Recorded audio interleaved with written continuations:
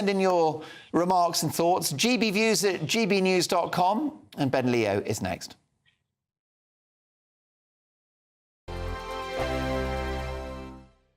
There's still time to win our giveaway packed with seasonal essentials. First, there's an incredible £12,345 in tax-free cash to be won. Cash to make your bank account bloom. Plus a spring shopping spree with £500 in shopping vouchers to spend in the store of your choice. And finally, a garden gadget package, including a handheld games console, a portable smart speaker and a pizza oven. For another chance to win the vouchers, the treats and £12,345 in tax-free cash, text GBWIN to 84902. Text costs £2 plus one standard network rate message, or post your name and number to GB03 PO Box 8690 Derby DE1 9TT. UK only. Entrance must be 18 or over. Lines close at 5 p.m. on Friday the 29th of March. Full terms and privacy notice at gbnews.com/win. Please check the closing time if watching or listening on demand. Good luck. I'm Martin Daubney. This is GB News, Britain's news channel.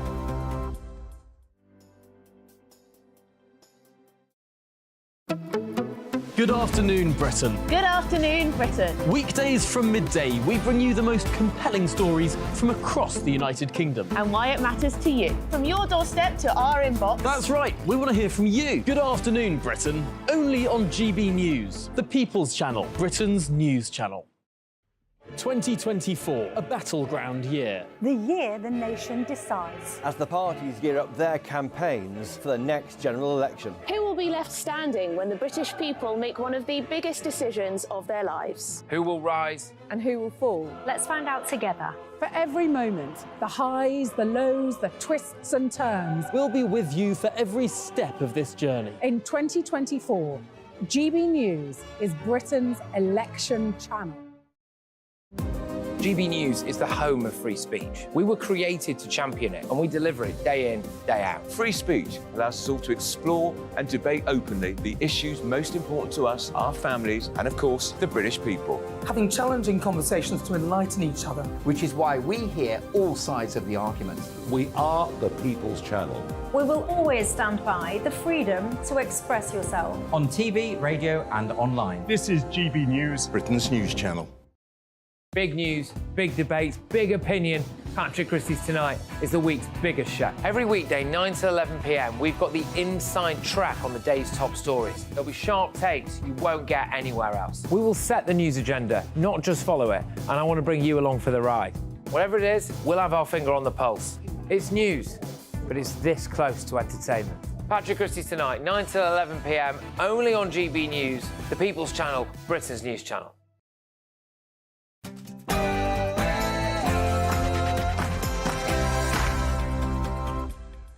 Good evening to you. This is Patrick Christys Tonight with me, Ben Leo. You join us tonight on GB News on what's been an extremely emotional evening following the announcement from Catherine, the Princess of Wales, that she's battling cancer. In January, I underwent major abdominal surgery in London, and at the time, it was thought that my condition was non-cancerous. The surgery was successful. However, tests after the operation found cancer had been present. What we've discovered this evening is that Catherine, over the past couple of months, has been trying to protect her 3 children as only a loving mother knows best. And look, I'll tell you, as a parent myself of 2 young boys, her announcement tonight has hit me particularly hard. So I'm going to bring you the rest of that brave and courageous video in full very shortly. The world, meanwhile, has been reacting to that news tonight. I think that she was very, very brave to make the announcement herself. Very brave, very unusual for a royal to do that. Well, I suspect my reaction was the same as a huge number of people. I felt really quite emotional about it. So a very busy show in store. We're going to be hearing from some top guests, including Paul Burrell, Phil Dampier, Kelvin MacKenzie, and even former Australian Prime Minister Scott Morrison. All that to come after your news headlines with Tatiana Sanchez.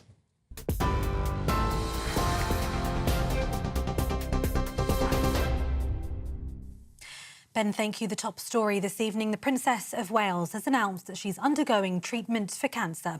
In a heartfelt video message to the public, Princess Catherine said she's well and getting stronger. The King says he's so proud for her courage in speaking as she did. In a statement this evening, the Duke and Duchess of Sussex have said, "We wish health and healing for Kate and the family and hope they're able to do so privately and in peace." The Princess was admitted to hospital for abdominal surgery on January 16th, and tests after the successful operation found cancer, the type of which has not been disclosed. She said to anyone else who's battling the disease, "You're not alone." It has been an incredibly tough couple of months for our entire family, but I've had a fantastic medical team who've taken great care of me, for which I'm so grateful. In January, I underwent major abdominal surgery in London, and at the time, it was thought that my condition was non-cancerous. The surgery was successful. However, tests after the operation found cancer had been present. My medical team therefore advised that I should undergo a course of preventative chemotherapy, and I'm now in the early stages of that treatment. Prime Minister Rishi Sunak says the Princess of Wales has the love and support of the whole country. And the Labour leader says his party's thoughts are with the whole royal family as they come to terms with the news. In an Instagram post, Princess Catherine's brother James Middleton said, alongside a picture of the two as children, "Over the years, we've climbed many mountains together.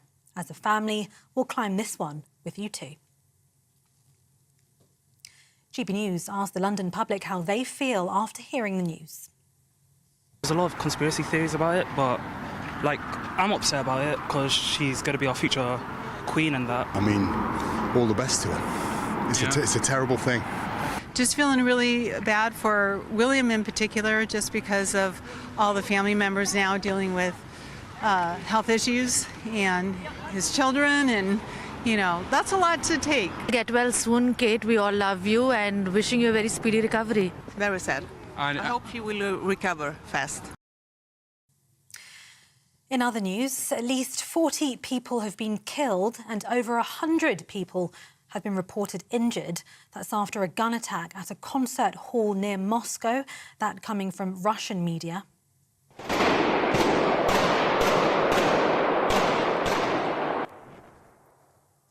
Dramatic footage filmed from inside the Crocus City Hall shows people hiding while at least 3 people dressed in camouflage opened fire. Children are thought to be among the wounded, according to Russian media. Video also obtained by Reuters news agency shows a large blaze and smoke rising from the hall following that gun attack. Police have reportedly contained the blaze. We'll bring you more on this story as we get it. And the Football Association is standing by the redesign of the New England kit despite criticism from the Prime Minister. Nike says the redesign of the St George's Cross, changing the colours to blue and purple, was a playful update ahead of the Euro 2020 tournament. They've also released a statement. They say it was never their intention to offend, given what it means to England fans. Rishi Sunak said the traditional red and white colours are a mark of public pride and shouldn't be messed with. For the latest stories, you can sign up to GB News Alerts by scanning the QR code on your screen, or you can go to gbnews.com/alerts. Now back to Ben.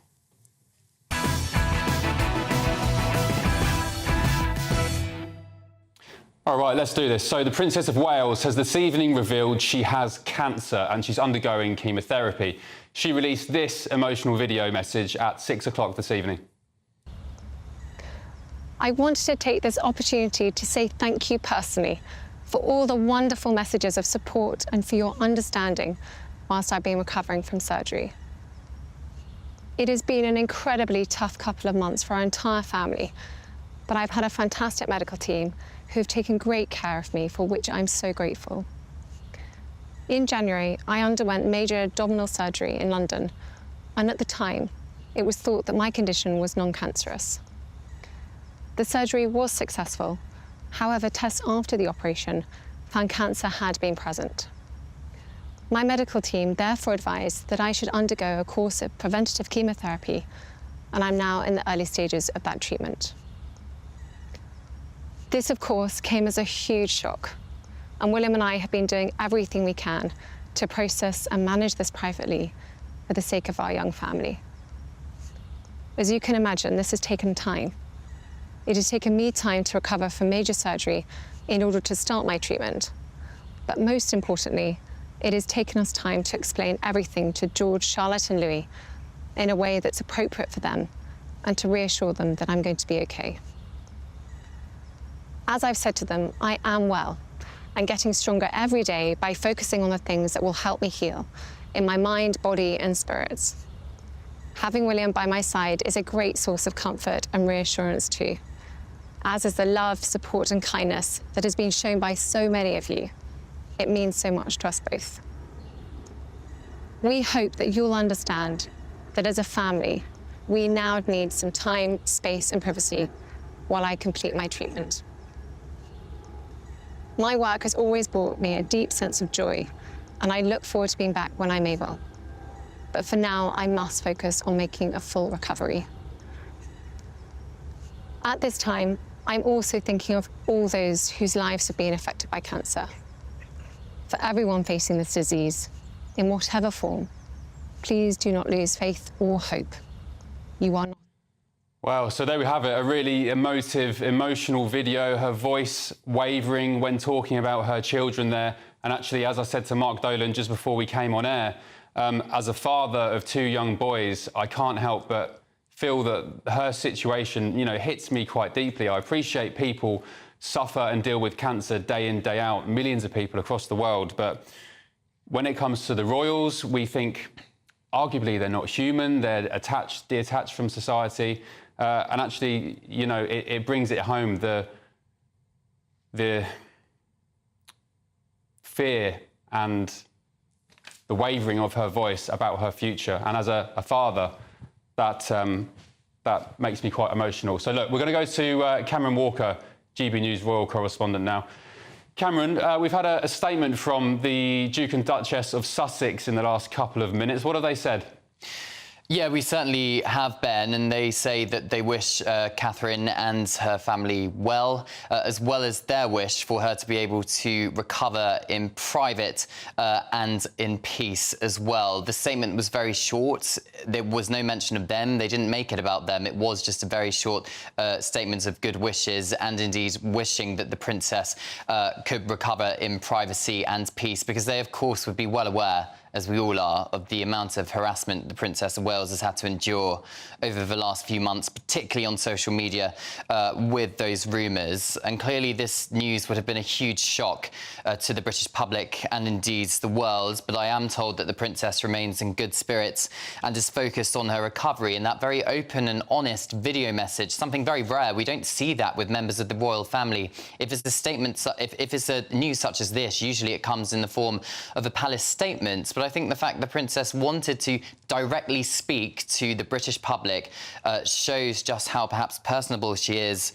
And it was clearly a very emotional message as a mother as well. She talks of having to tell her three very young children, 10, 8 and 5, that their mummy has cancer but is going to get better, she reassures us. So that video was taken on Wednesday in the grounds of Windsor Castle. And we know that she obviously had abdominal surgery in January. That was thought not to be cancerous, but it was in tests post the operation that they discovered that there was cancer present. And that's why she is undergoing preventative chemotherapy at the moment. So that chemotherapy started at the end of last month, so in February. So she's been having chemo for around 3 weeks, almost a month now. And there is no end date with that. So that treatment is still very much ongoing, but clearly it's a bit of a shock. I'm told the reason now as to why this statement has come out this evening is because her 3 kids are now off school. So it's less likely, perhaps, that they would be bombarded with questions by their fellow peers in the school or indeed other parents in the school, and they can retreat to the privacy of either Windsor or Norfolk and spend time as a family as their mother recovers. Cameron, do you think after all the conjecture and the conspiracies and the speculation in recent months that Kate was essentially bounced into doing this video? Well, I think the Princess of Wales would not do anything if she didn't want to. I think clearly she would have been aware of the huge media scrutiny and indeed the public, well, the online scrutiny when it came to her health. Look, I mean, she would have been advised to perhaps do something, but it very much would have been on her terms. And we spoke earlier in the day on GB News about the Kensington Palace communication strategy when it comes to all of this. Well, they take their lead from their principals, so they take their lead from the Prince and Princess of Wales. And she would not have agreed to do this video if she didn't want to and if she didn't think that it was in the best interests to do so. So that's what she's done. I think by doing so, she will wish now, as she makes very clear in the video, that we should allow her to recover and get treated in private and in peace. OK, Cameron, thank you so much. I appreciate you've been on this all evening and all night, so thank you for your hard work and your expertise. Let's cross now to seasoned royal journalist Phil Dampier, who joins us live down the line. Good evening, Phil. Thank you for joining me. First of all, can I just ask how much you knew of this situation? Oh, he's gone. There he goes. So, as I said, with that message that Kate released tonight, Catherine, the Princess of Wales, as we should call her, it does feel like she was bounced into it after weeks of speculation and trolling. We had the video from the Windsor farm shop of her making a rare trip out. She arguably didn't look that well in the video. She looked like she'd lost a lot of weight, and maybe this goes some way to explaining that. I think we've got Phil Dampier back. Are you with us, Phil? Yeah, good evening, Ben. Hello, sir. How are you doing? Yeah, I'm fine, thanks. Yeah, it's obviously devastating news, this, Ben. It's only a couple of days ago, as you say, that we saw her at the farm shop. We thought she was on the mend. We thought we were possibly going to see her at Easter. Now we might not see her for several months. So it is very, very worrying. But there's been this extraordinary outpouring of support, love and support for her all over the nation, in fact, all over the world, I think. Let's hope this shuts up the conspiracy theorists. I'm not sure that it will, but I think certainly the mainstream media will try and give her the time and space that she needs to heal. Unfortunately, I mean, we have to say that I don't like using the word crisis, but this is a bit of a crisis now for the royal family because we've got her out of action and we've got the king out of action. So it's a very, very tough time for them. Can I ask you, Phil, I often describe you to colleagues here at GB News and my friends back home that you are one of the very few in the know royal journalists. Did you know of how severe Catherine's situation was prior to tonight? No, it was a complete bolt from the blue, actually. I mean, I take it at face value that what she said is true, that she didn't have cancer diagnosed when they first told us about her operation a couple of months ago. I believe that. I don't believe the conspiracy theorists that they've been hiding this, and I think it's something that's emerged recently. Now they've got to deal with it, but it has come as a total bolt out of the blue. I've heard all sorts of rumours about what the operation was, but nothing about the cancer. So this is very, very serious. And what does it mean for the future of the monarchy? Because, do you know what? Since the late Queen died, it really feels like, from my perspective anyway, that things are falling apart at the seams when it comes to the royal family. You've had the Duchess of York with her new cancer diagnosis, the King with his, Catherine now, Harry, of course, still estranged from his family. What does the future hold for the monarchy? Yeah, well, we've got this slimmed down monarchy by default, haven't we? Because of Prince Andrew being in disgrace and because of Harry and Meghan moving to California and dropping out. So we already had a slimmed down monarchy, and now we've lost two of the main players. And it was going to be a very, very busy year. The King and Queen were going to go to the Commonwealth Heads of Government Conference in Samoa and then possibly on to Australia and New Zealand. That is all now possibly on the back burner. Kate and William might have been expected to step in for them if they couldn't have done it. And now that's looking unlikely. So it's a very, very difficult situation, and we'll just have to take each week as it comes, each month as it comes, and hope that they both recover soon. Can I ask you what you think William will be thinking right now? Because he, of course, with his brother, lost his mother at a young age. Arguably, he lost then his brother as well through the chaos that's ensued with Meghan.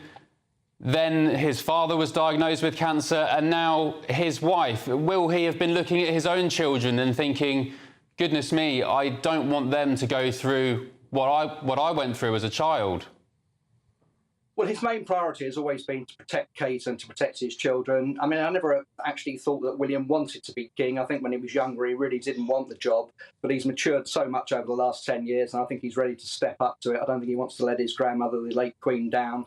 But there's a hell of a lot of weight on his shoulders now. He got a bit of stick, of course, a couple of weeks ago when he pulled out of the memorial service for King Constantine of Greece. I think that was a shame that he couldn't tell us what it was. But it now seems it might have been the day that he found out about Kate's cancer. diagnosis. So that obviously was a very good excuse and the personal matter that he was so concerned about.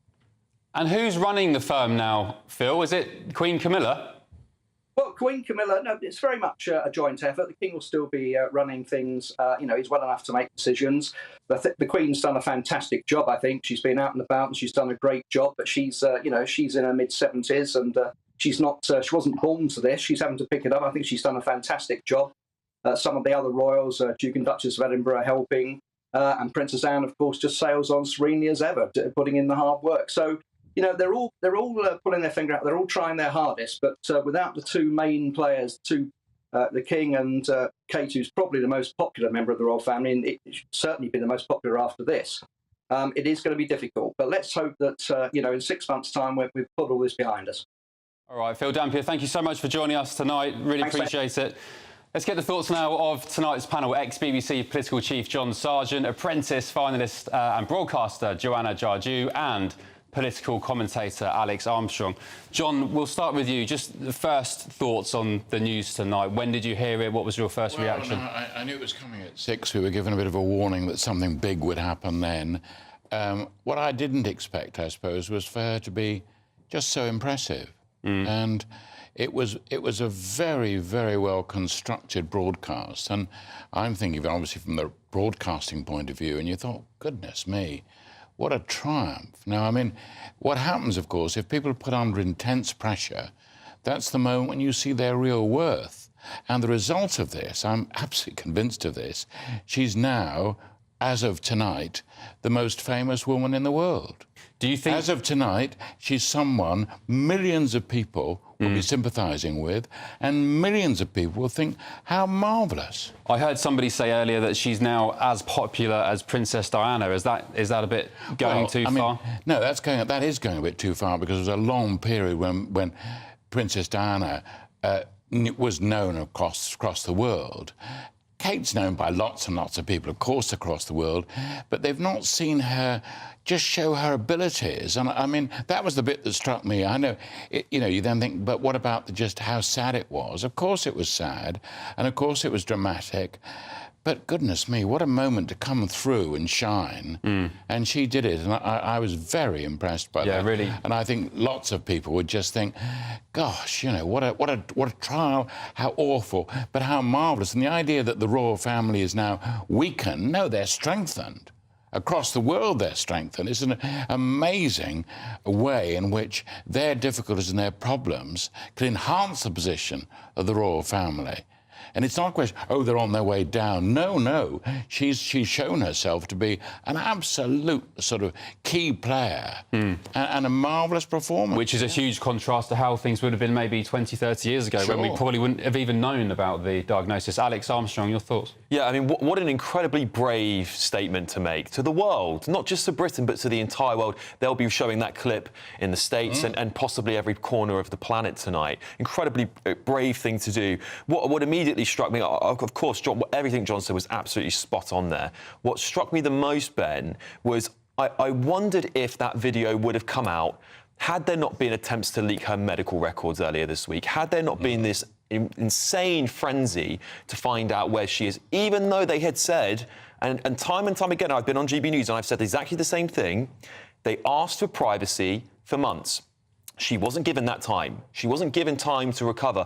She shouldn't have had to go on TV this week to say that, in my opinion. And you know what? She had till after Easter. I don't even want to talk about those people tonight, because I've had the most insane abuse over the past week for even tweeting about Catherine on Twitter from absolute nutjobs. And so this is the only time I'm going to speak about it, because today is Kate's day, is Catherine's day. But the conspiracy theories and the absolute, completely unhinged people throwing abuse her way, I'm not surprised she made that mistake on Mother's Day with that picture. Absolutely not only dealing with her medical situation, but all the trolls and the abuse at the same time. Joanna Jarju, your thoughts from tonight? Well, obviously, this has been a massive frenzy, and people have been kind of, asking these questions, and it's kind of been, from the back of also getting certain bits of information kind of drip-fed.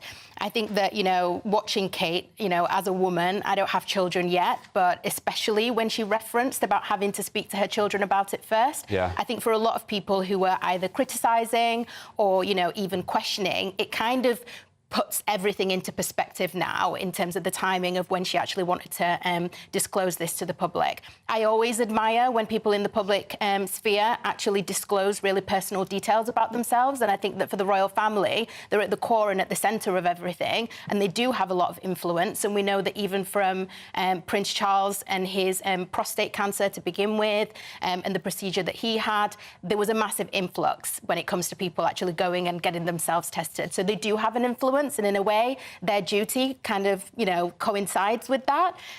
So, you know, it's just a really sad statement. It's a great point, because actually it's the 15th anniversary today of Jade Goody's death, and she, of course, was pivotal in raising awareness for cervical cancer and smear tests and getting people to get themselves checked. And you make a great point about the parental side of it, because I'm not going to do it now on air, but when I heard and saw her voice wavering when she talked about her children as a parent, and I'm sure many other parents watching this will agree with me when I say that it hit a bit deeper, you know. And you're a father as well, Ben, and my thoughts also go out to Prince William. He's dealing with a hell of a lot right now. Not only has his father been diagnosed with cancer, but his wife has as well, and he's bearing the weight of the royal family on his shoulders. And I can't imagine how many people in that family are looking to him for his support. And I can imagine many fathers and other family members around the country must feel that pressure also when one of their family members is severely ill. Yeah, OK, John. I think also what's good about this, I mean, in an awful sort of way,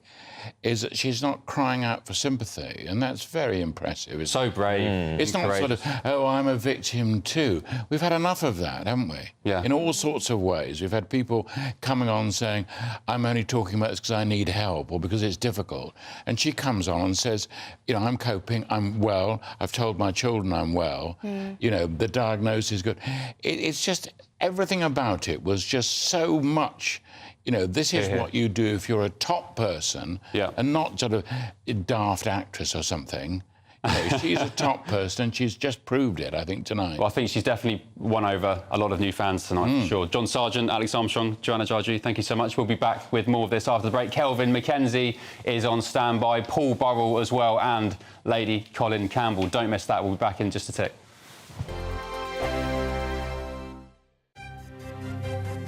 GB News Breakfast, every day from 6 a.m. New rules are going to give staff at NHS England paid leave if they suffer a miscarriage. Yeah, any of the NHS England staff who miscarry in the first 24 weeks of pregnancy will be able to take 10 days paid leave.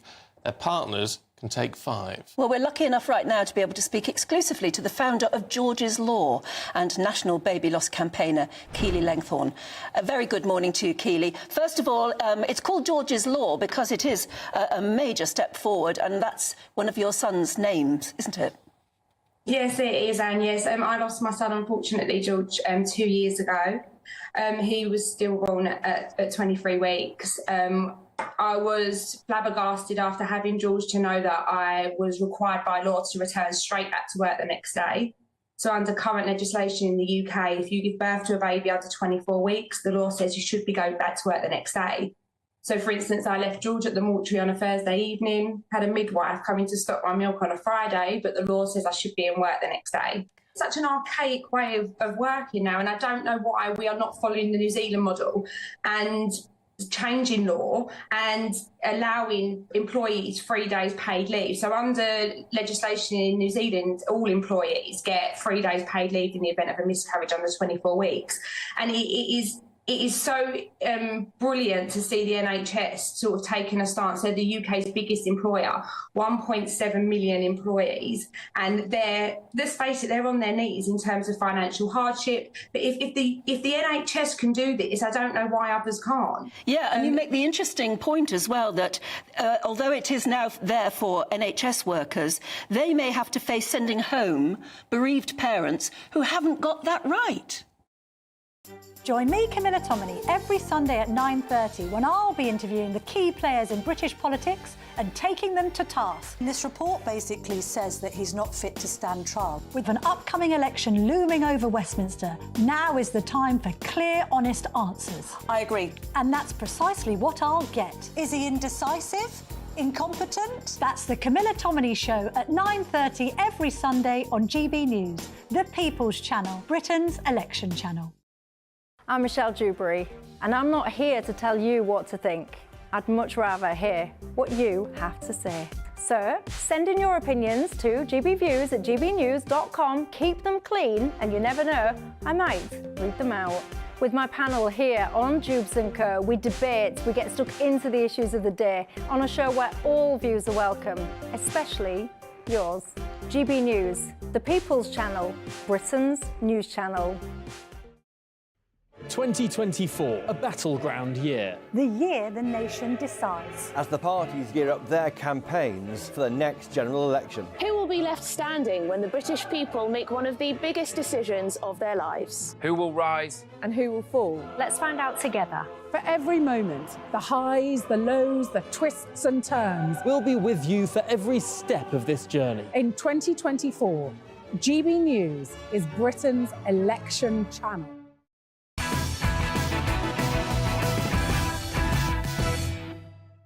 Welcome back to Patrick Christys tonight, with me, Ben Leo, here on GB News. Tonight, the Princess of Wales, of course, has announced to the world that she was diagnosed with cancer and she's now being treated with chemotherapy. Joining me now is author of Kate, The Making of a Princess, Claudia Joseph. Claudia, good evening. Thank you so much for joining me on this night. First of all, your instant reaction to the news tonight, did you expect it? Did you have any idea that it might be this severe, her situation over the past couple of months? Well, I think all the British press got a bit of a warning about an announcement, so there were lots of rumours going around. But staggering, really. I mean, I was so shocked. She's so young, and it seems extraordinary that her condition has almost replicated the King's. You know, he goes in for an operation and discovers he's got cancer, and then Kate does exactly the same. I mean, it's so it was the case that Charles, for example, the King, he went in for a prostate procedure, and it was only after that they found cancer, the same as the Princess of Wales. I mean, that's extraordinary, isn't it? And actually the same as Sarah Ferguson as well. You've written how many books about the Princess of Wales? 3 actually. So you know her quite well. Have you heard from? I mean, have you heard from her or friends or family? Tonight? I've heard from Gary. He's pulled out of Celebrity Big Brother. It's the final tonight, and there was a celebration party. But that's her uncle, Gary Goldsmith. Yeah. Because he, of course, I mean, when he went into Celebrity Big Brother, the fear was that he'd kind of, maybe let slip about her condition. But when he was quizzed, he was actually very diplomatic and said, look, when Catherine is ready to reveal the news, she will. And, of course, tonight. Do you feel like she's been bounced into this tonight? No, not at all. I mean, I always knew Gary would be diplomatic. He's not going to reveal private health matters on TV. In terms of Kate being bounced into it, no. I think clearly they decided it's the last day of the Easter term. They're breaking up for the holidays. The children have been told. I think she probably saw how much her father-in-law's announcement raised awareness of prostate. And I think she's decided that, it's the right thing to do. She can't really continue to have chemotherapy without more conspiracies, people wondering what's going on. So you, of course, know her very well. You've detailed her life in many books. From your understanding of her character and who she is behind that royal title, how do you think she'll be processing this situation she's in right now? Well, I think she's incredibly stoic and, the family line, the duty and the loyalty comes through in all the royals, I think, nowadays, or all the working royals, perhaps, I should say. But, being diagnosed with cancer at 42 must be the most extraordinary shock. She's bringing up a young family, she's juggling work and children, and suddenly, she's got a huge health issue that's being shared around the world. I mean, it must be unimaginable. And on top of that, of course, the King's got cancer as well, so she must be worried about her father-in-law, and poor William. I mean, what? Well, how many families are struck with cancer twice in the space of have many months. Indeed, and William's life, I was thinking about it earlier, not only did he lose his mother from a young age, but I keep saying tonight he is estranged from the one person he should be able to turn to at a time like this, his brother Harry. Do you think maybe potentially they could reconcile their differences using this situation with Catherine as a catalyst? We didn't really see it with the King's diagnosis, did we? I think it's very sad, but very unlikely. I think that the royals value loyalty, privacy, old-fashioned values, and I think that Harry and Meghan have sort of blown dynamite through that, and you know, it would be very hard to trust them again with family secrets. Yeah, indeed. OK. Claudia Joseph, author of The Making of a Princess, thank you so much. Talking of Gary Goldsmith, he has just tweeted tonight, which I'll read you. I'll see if we can get it up. It says, as many would have seen, I'm featured in Sunday Times magazine. This interview and shoot was done over a week ago and went to print before I was aware of the sad news regarding my niece, Kate. My thoughts and prayers are with Kate and the wider family at this difficult time, and deeply upset at the timing of this article. I hope this draws a line over the continued speculation and horrible conspiracies. Let's give Kate, William and the children time and show some love back. And of course, he probably wasn't to know the extent, Claudia, just quickly, of his niece's condition, because as you said tonight, he's even pulled out of the Celebrity Big Brother event. So, OK. He did that interview weeks ago when he came. And that Sunday Times magazine piece was in the weekend just gone? No, it's coming out tomorrow. Right, OK. But he did it when he came out of the house, so... OK. All right, let's speak to royal broadcaster and photographer Helena Shard. Helena, good evening to you. Thank you for joining us. Your first reaction to tonight's video, it was so emotional, so brave of Catherine, and we heard her voice wavering as she spoke about her children. Has she proven her mettle tonight in some respects? Oh, absolutely. Princess of Wales, she is strong. She's a strong cookie. I've known that for a long time. But what a dignified speech. And my heart absolutely goes out to her and the family. It was such a heartfelt speech. And, you know, sitting there in her casual attire and just looking direct into camera and giving this speech just sort of almost off the cuff. I think it was done in one take. You know, so right. You know, everyone has to show love, surely. Love goes a long way. There's been so much on her shoulders, and as everyone's saying, Prince William as well is shouldering a huge amount. I do know there's huge love. It's a wonderful family. They're there for her, as is the wider royal family. And the good thing is, you know, she has a great team around her. So she's in safe hands, not only with her family and love, but obviously her medical team.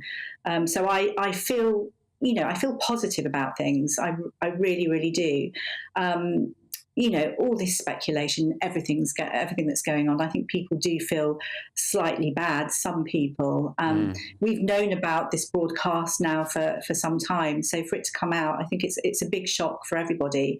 And I do wonder about the London clinic. We know the alleged things that are going on there, and I feel possibly something was going to come out as well. So the right thing for her to speak out. But amazing that she actually did this speech herself, and she would have done this off her own back because she wanted to. Normally it would have come out in a different way. Kensington Palace probably would have put the statement out. But huge admiration to her. She is very, very strong, and she's proven herself so many times over the years. Do you think she's as popular or more popular than Princess Diana was? Not just because of her bravery tonight, but prior to that? I mean, goodness me, Princess Diana, he had a huge amount of love internationally. I think, actually, Princess Kate is really on her way there, or just as much so. And I think, actually, the way things have unwound, the negative PR, and everyone now knows what's going on. I mean, I think there's going to be a bigger outpouring of love towards the Princess of Wales, that's for sure. Helena, you're a photographer. Even in her darkest hour and how, you know, poorly she is, she still looks amazing, doesn't she, Catherine? She looks absolutely stunning. She always looks stunning. I mean, the thing about not seeing her on the broadsheets, and people just want to see her because she does look amazing and she looks lovely in her clothes. She's wonderful to photograph. She always looks beautiful. Even there, we see the picture of her. You know, she doesn't really look like she's got any makeup on, and she's sat there dignified as ever. Yeah, she looks great. But I know that she's going to be doing things. She's got her children around her. And I know she's got that positive spirit about her. So she'll be fighting. We'll see her back soon, but definitely miss photographing her, as a lot of people do. Yeah, may we wish her a swift return to the limelight. Helen Ashard, royal photographer and broadcaster, thank you so much for your time. More reaction to this heartbreaking news about the Princess of Wales shortly. She's, of course, been diagnosed with cancer. We're going to play you that full video that she released a bit earlier this evening, just after the break as well. We've got Paul Burrell waiting in the wings, former royal butler, Kelvin Mackenzie and Lady Colin Campbell as well. Stay with us. This is Patrick Christys tonight, only on GB News with me, Ben Leo. Hello and welcome to the latest update from the Met Office for GB News. It's going to feel like winter has returned this weekend. Feeling cold with strong winds from the northwest and frequent showers. The most frequent downpours will be across the north and the northwest because the low pressure system responsible is moving to the north of Scotland. We're saying goodbye to a weather front which clears things up nicely across the southeast. Clear spells here and not as blustery, but enough of a breeze for many places to avoid a widespread frost. However, we've got cold air spreading across the whole of the UK, so temperatures by dawn at around 2 to 5 Celsius countrywide. And we've got those frequent showers initially across Scotland, Northern Ireland, Northern and Western England, as well as Wales, but they'll develop just about anywhere through the morning. Some heavy downpours, hail and thunder mixed in, and hill snow across parts of Wales, Northern England and Scotland. It's Scotland where it will feel coldest with that wind, peaking near gale force later in the day across the far north, and temperatures of just 8 Celsius, but further south 9 or 10 degrees, and with that wind feeling more like 6 or 7 Celsius. Sunday starts off less windy, but it will still feel cold on the North Sea coast. Some brightness first thing, a touch of frost here and there. The cloud will build, and then a few showers will develop into the afternoon, but nowhere near as many as Saturday. But the next area of rain comes in from the west later. That's going to dominate things on Monday, a damp day for many, clearing to showers on Tuesday. Mark Dolan tonight. Weekends from 9 p.m. I've personally been very torn on whether Prince Harry should have full police protection when he's in the United Kingdom. On the one hand, why should taxpayers fork out for somebody that's left the country and the institution? He is no longer a working, serving royal. But I don't think it matters. He is one of the most famous men in the world, and whether he's a royal or not, he is an ambassador for this country. And he still does good.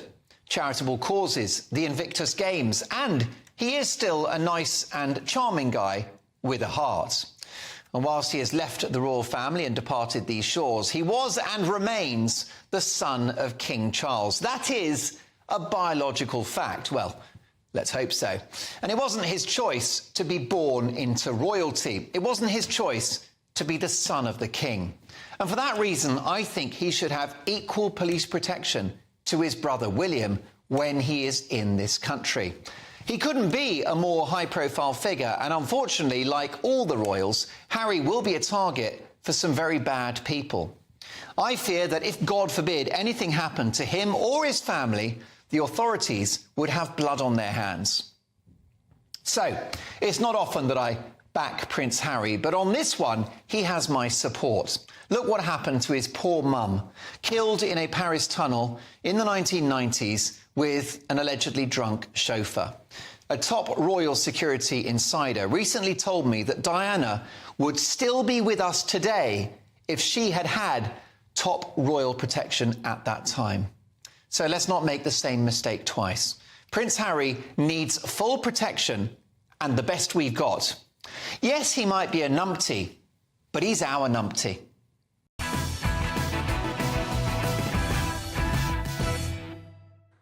Welcome back. This is Patrick Christys tonight with me, Ben Leo, here on GB News. So tonight, of course, the Princess of Wales has announced to the world that she has been diagnosed with cancer and is now having preventative chemotherapy. She released this emotional video message at 6 p.m. tonight. I wanted to take this opportunity to say thank you personally for all the wonderful messages of support and for your understanding whilst I've been recovering from surgery. It has been an incredibly tough couple of months for our entire family, but I've had a fantastic medical team who have taken great care of me, for which I'm so grateful. In January, I underwent major abdominal surgery in London, and at the time, it was thought that my condition was non-cancerous. The surgery was successful. However, tests after the operation found cancer had been present. My medical team therefore advised that I should undergo a course of preventative chemotherapy, and I'm now in the early stages of that treatment. This, of course, came as a huge shock, and William and I have been doing everything we can to process and manage this privately for the sake of our young family. As you can imagine, this has taken time. It has taken me time to recover from major surgery in order to start my treatment, but most importantly, it has taken us time to explain everything to George, Charlotte and Louis in a way that's appropriate for them and to reassure them that I'm going to be okay. As I've said to them, I am well and getting stronger every day by focusing on the things that will help me heal in my mind, body and spirits. Having William by my side is a great source of comfort and reassurance too, as is the love, support and kindness that has been shown by so many of you. It means so much to us both. We hope that you'll understand that as a family, we now need some time, space and privacy while I complete my treatment. My work has always brought me a deep sense of joy, and I look forward to being back when I'm able. But for now, I must focus on making a full recovery. At this time, I'm also thinking of all those whose lives have been affected by cancer. For everyone facing this disease, in whatever form, please do not lose faith or hope. You are not alone. Wow, Catherine, the Princess of Wales, in her really emotional, and you heard her voice wavering when she spoke about her children. The video message released at 6 p.m. tonight, hopefully putting an end to the speculation and the abuse and the conspiracy theories that have been rife for the past couple of months. Joining me now is royal biographer Lady Colin Campbell. Good evening, Lady C. Did you know this was coming? You always seem to be in the know with these kind of things. Were you privy to this bombshell that was dropped tonight? Well, I want to be very careful how I answer that, Ben, because I don't want to give away any secrets. But there have been huge concerns at the London clinic because as to the extent of the breach. And therefore, and yes, I've known for some time what the basic problem was, as have one or two other people. But I mean, you know, it's up to her to discuss her problems. And I think that really, had there not been the breach, and they don't know the full extent of the breach even at the London clinic yet, so they realized they had to come out with something, especially as how there is a clear line back to various news organizations in the United States of America. And there is the suspicion that one of them was behind the breach, or behind inducing the breach, that'd be a better way of putting it. Lady C, I'm absolutely certain that British press, British newspapers would have never, ever released any confidential medical information about the Princess of Wales. But you think the more lacklustre press in the United States would have? You think that maybe Catherine was bounced into a corner over fears that that information would have been leaked to the US press? Well, my understanding is that the US press were, one particular organization, which I'm afraid I cannot say for legal reasons. Yeah, please don't. They were gambling a vast sum of money around. And it seems to have sort of been, it was bait that got hooked. And I know the British press wouldn't run with anything of this nature. You know, I mean, in Britain, we're far more civilized, but, you know, in the United States of America, with certain organs, let's put it that way, they are like the Wild West. And also, they are being fed information about the Princess of Wales's health generally by people who are in a position to know something about her health going back quite a long time, if you get my drift. Of course, yeah. And actually, for those who aren't in the know, just briefly in 40 seconds, remind us what happened some years ago when Australian radio pranksters called up the hospital ward where she was recovering after giving birth to, I think, was it Prince George? And the unfortunate nurse who answered it ended up committing suicide. Yeah, so what happened, Lady C? The pranksters called up, they pretended to be the Queen to speak to Catherine, to ask how she was, and they were put through to the room that she was in. But the nurse who was in there with Catherine was you know, more shrewd than the rest of her colleagues. But as you said, one of the staff members who put the call through ended up taking their own life. Yes, yes. Well, there's no prospect of that this time. It seems to have been a clear financial transaction, and the sum of £200,000 is being bandied about. How true that is? Well, it's just, yeah. The American press live by their own rules that the British press don't, and we have an understanding here with the royals.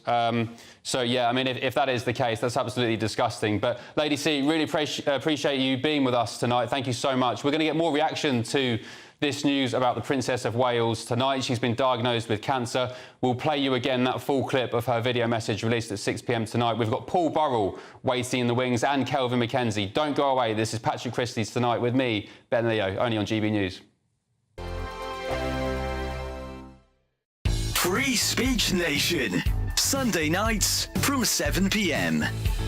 I've got an idea. I think that all 30-year-olds should be given £10,000 from the banks of baby boomers. We've got a situation in this country now where millennials are the first generation in modern times expecting to be poorer than their parents. We, as 30-year-olds like me, are half as likely to own a house as people my age 30 years ago. In fact, the cost of a home in Britain, compared to average incomes, has as big a gap today as it did, wait for it, in the 1860s. It is a Dickensian situation. Now, I'm sorry about the housing crisis for your generation. You're not, though, are you? No, because you're profiting from it. I'm profiting from it. Don't be ridiculous. The house prices now, compared to that period. If this is the case, Benjamin... Have incomes gone up that fast? To penalise and punish the elderly when they have worked all their lives to put into the system and say it's your fault, whingy, whiny, we're going to be envious... But no, Linda, we're being punished. No, well, by the politics, so be the change you want to see in the world. Be the change. I am, actually, and I'm about to tell you about the change I want to see in the world. Are you good? As long as you stop whining about it. I'm going to stop whining about it, but we are being taken advantage of at the moment to profit, to help the old. Most of taxpayers' money is spent in two departments, the NHS, so the health department, and the Department for Work and Pensions. Those departments disproportionately serve the older population. Now, I've got no issue with that, but let's not pretend that it is not young working people that is paying for the public services for old people. So actually, we are having it hard, and I just look at the future, and we see a future of perpetually higher taxes to pay for this increasing ageing population, a shrinking labour force, and you're here saying we've got nothing to worry about. The young stop voting for mass immigration parties. The young stop voting for parties that don't build houses. Immigrants actually pay taxes, pensioners don't. GB News is the home of free speech. We were created to champion it, and we deliver it day in, day out. Free speech allows us all to explore and debate openly the issues most important to us, our families, and of course, the British people. Having challenging conversations to enlighten each other. Which is why we hear all sides of the argument. We are the People's Channel. We will always stand by the freedom to express yourself. On TV, radio and online. This is GB News, Britain's news channel. I'm Christopher Hope. And I'm Gloria Di Piero, bringing you PMQ's Live here on GB News. Whenever Parliament is in session on a Wednesday at midday, we'll bring you live coverage of Prime Minister's questions. We'll be asking our viewers and listeners to submit the questions that they would like to put to the Prime Minister, and we'll put that to our panel of top politicians in our Westminster studio. That's PMQ's Live here on GB News, Britain's election channel.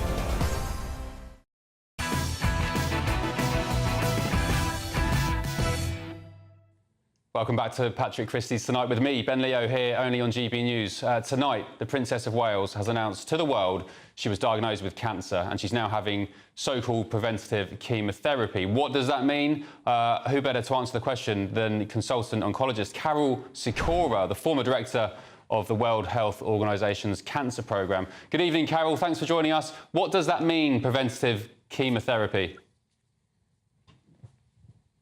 Well, modern oncology is just tremendous. What we try to do is to assess the risk of a tumour coming back and then tailor the treatment to the patient. So what's happened here, one assumes it's probably a colon cancer because that was the operation she had. It's in public knowledge. And it's been decided that there was a cancer there and it's maybe a slightly risky cancer and therefore chemotherapy is being given.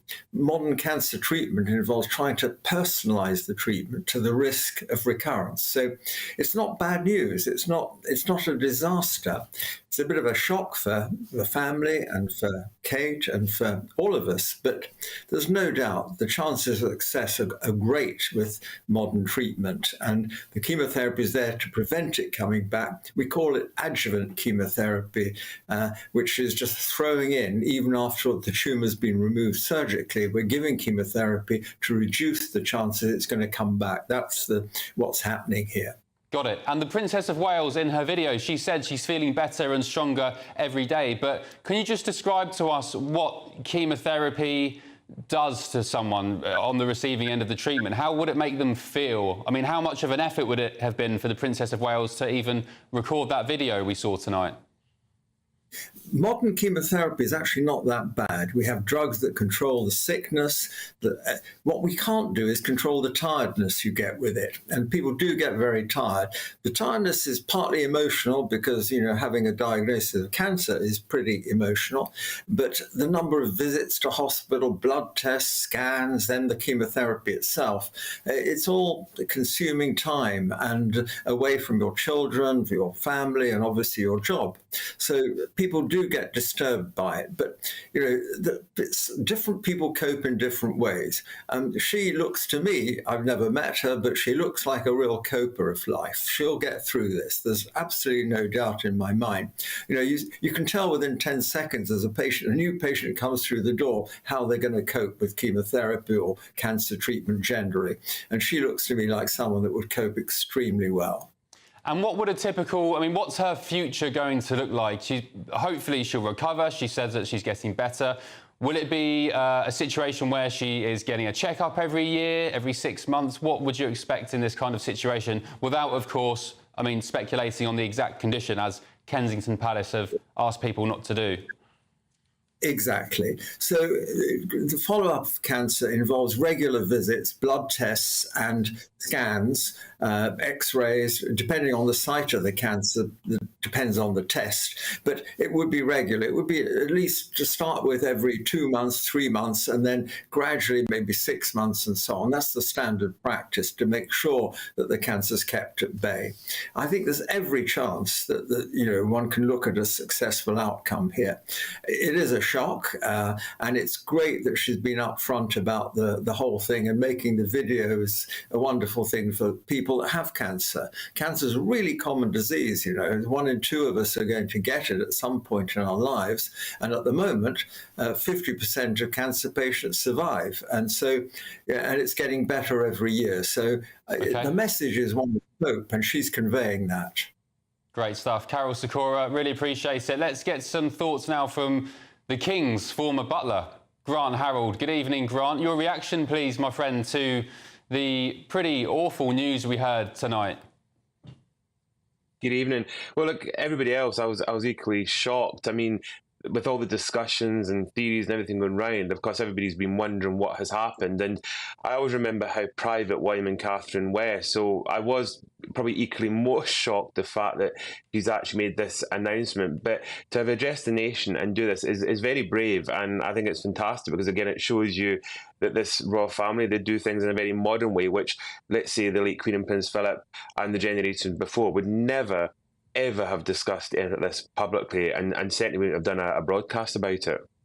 Why has that changed then? What's happened? Why is there now this 180 on talking about medical episodes and diagnoses? What's happened over the past, say, 10 years?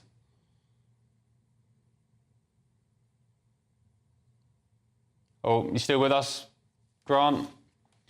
I think he's gone. I mean, it's a stark contrast, isn't it, to this, what we had even, say, 15 years ago, when you wouldn't know anything about medical diagnoses or the situations of the royals.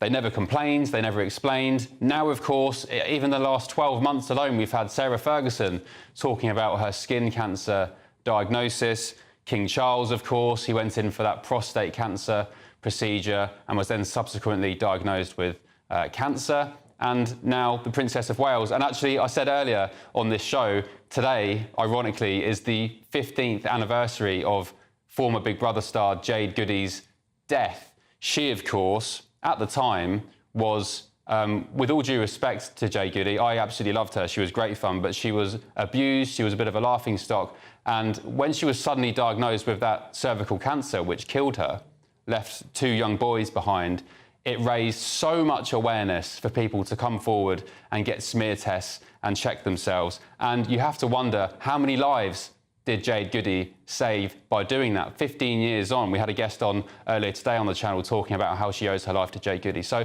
if there's one slither of optimism and hope from the Princess of Wales diagnosis today, it's that, again, as we've seen with the King, more people are aware of cancer and they'll come forward and get checked. More to come in the second hour. Kelvin McKenzie on standby. This is Patrick Christys tonight, only on GB News. Time is ticking on your chance to win the Great British Giveaway. There's a massive £12,345 in tax-free cash to spend however you like, along with £500 in shopping vouchers for your favourite store, a games console, a pizza oven and a portable Sonos smart speaker. And the best news? You could be our next big winner, just like Phil. Didn't quite believe it and still can't. And if I can win it, anybody can win it. For another chance to win the vouchers, the treats, and £12,345 in tax-free cash, text GBWIN to 84902. Text costs £2 plus 1 standard network rate message. Or post your name and number to GB03 PO Box 8690 Derby DE1 9TT. UK only. Entrance must be 18 or over. Lines close at 5 p.m. on Friday the 29th of March. Full terms and privacy notice at gbnews.com/win. Please check the closing time if watching or listening on demand. Good luck.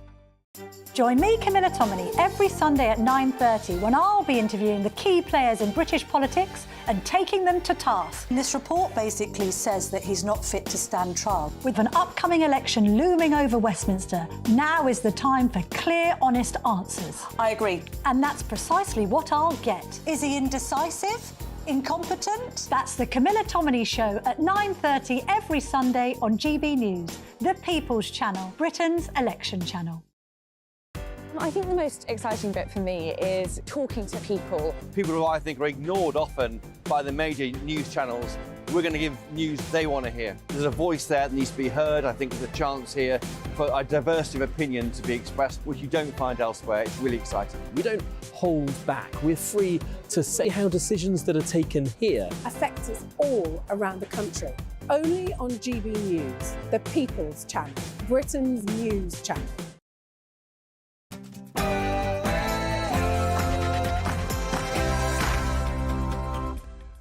Good evening to you. This is Patrick Christys tonight with me, Ben Leo. You join us tonight on GB News on what's been an extremely emotional, for me anyway, evening following an announcement from Catherine, the Princess of Wales, that she is battling cancer. In January, I underwent major abdominal surgery in London, and at the time, it was thought that my condition was non-cancerous. The surgery was successful, However, tests after the operation found cancer had been present. What we've discovered this evening is that Catherine, over the past couple of months, has been trying to protect her 3 children as only a loving mother knows best. And do you know what? As a parent myself of 2 young boys, her announcement tonight hit me particularly hard. So I'm going to bring you the rest of that brave and courageous video in full very shortly. The world, meanwhile, has been reacting to that news tonight. I think that she was very, very brave to make the announcement herself. Very brave, very unusual, very loyal to do that. Well, I suspect my reaction was the same as a huge number of people. I felt really quite emotional about it. We'll be hearing from some top guests, including Paul Burrell, Kelvin McKenzie and top royal insiders. That's after your news headlines with Tatiana Sanchez.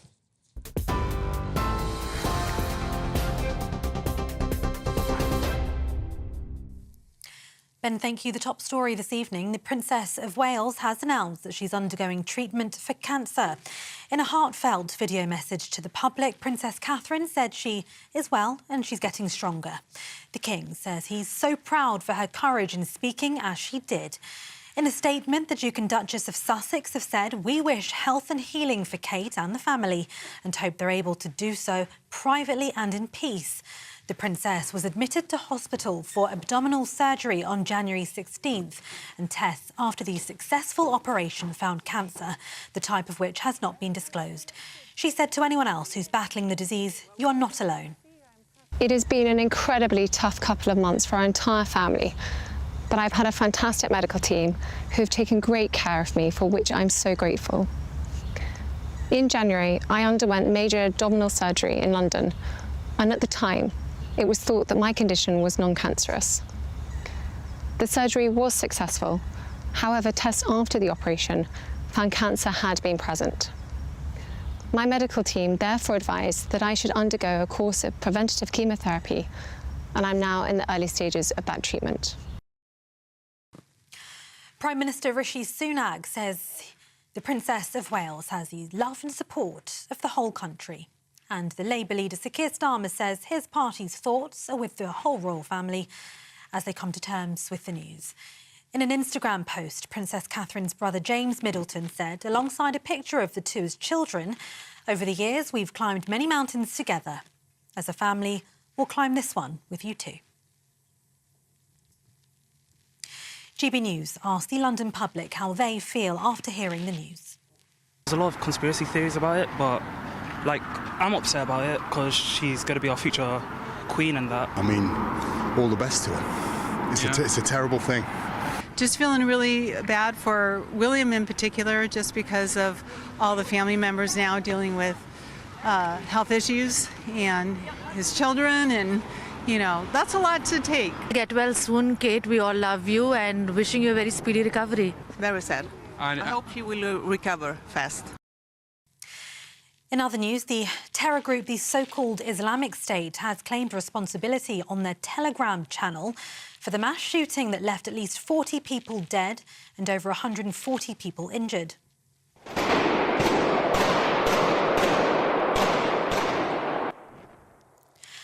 Dramatic footage filmed from inside the Crocus City Hall near Moscow shows people hiding while at least 3 people dressed in camouflage opened fire. Children are thought to be among those killed, according to Russian media. They also say the gunmen are thought to still be at large. Ex-president and senior Russian security official Dmitry Medvedev has called for the gunmen to be killed. Video also shows a large blaze and smoke rising from the concert hall. Police have reportedly contained it. A billboard reading "We Grieve" has been placed near to where the attack happened. The Football Association is standing by the redesign of the New England kit despite criticism from the Prime Minister. Nike says the redesign of the St George's Cross, changing the colours to blue and purple, was a playful update ahead of the Euro 2024 tournament. They've also released a statement. They said it was never their intention to offend, given what it means to England fans.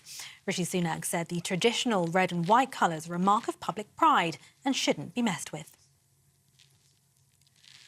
For the latest stories, you can sign up to GB News Alerts by scanning the QR code on your screen, or you can go to gbnews.com/alerts. Now back to Ben.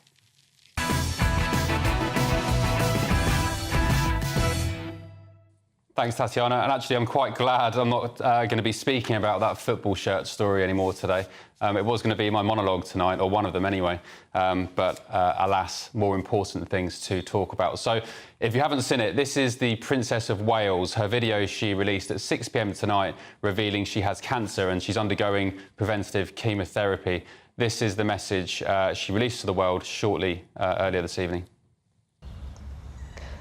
I wanted to take this opportunity to say thank you personally for all the wonderful messages of support and for your understanding whilst I've been recovering from surgery.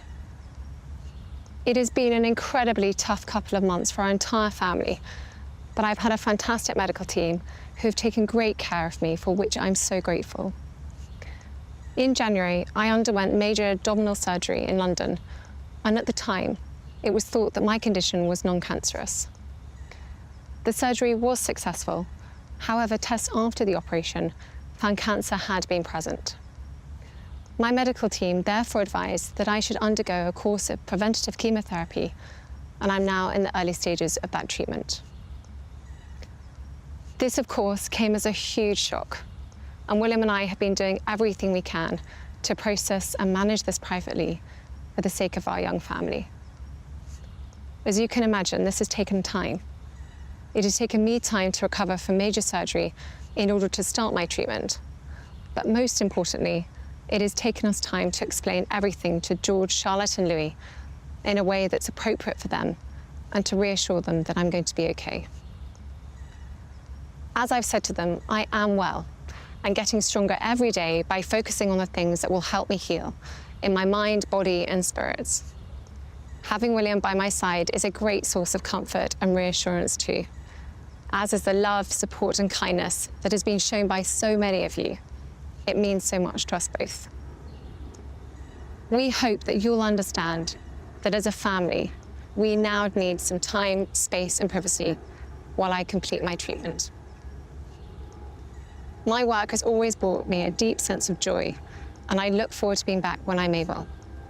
But for now, I must focus on making a full recovery. At this time, I'm also thinking of all those whose lives have been affected by cancer. For everyone facing this disease, in whatever form, please do not lose faith or hope. You are not alone. Just an extraordinary video, the grace, the decorum, the class at a time when she's not only dealing with pressure from trolls and the abuse she gets online, but, you know, a really serious health problem as well. So details of the cancer haven't been disclosed by Kensington Palace. In actual fact, they've asked people not to speculate on the exact condition, but the Palace does say it's confident the Princess will make a full recovery nonetheless. Joining me now is the Mail on Sunday's editor-at-large, Charlotte Griffiths. Hello, Charlotte. Good evening. Thank you for joining us. Your thoughts, please, your initial reaction to the news we are hearing tonight.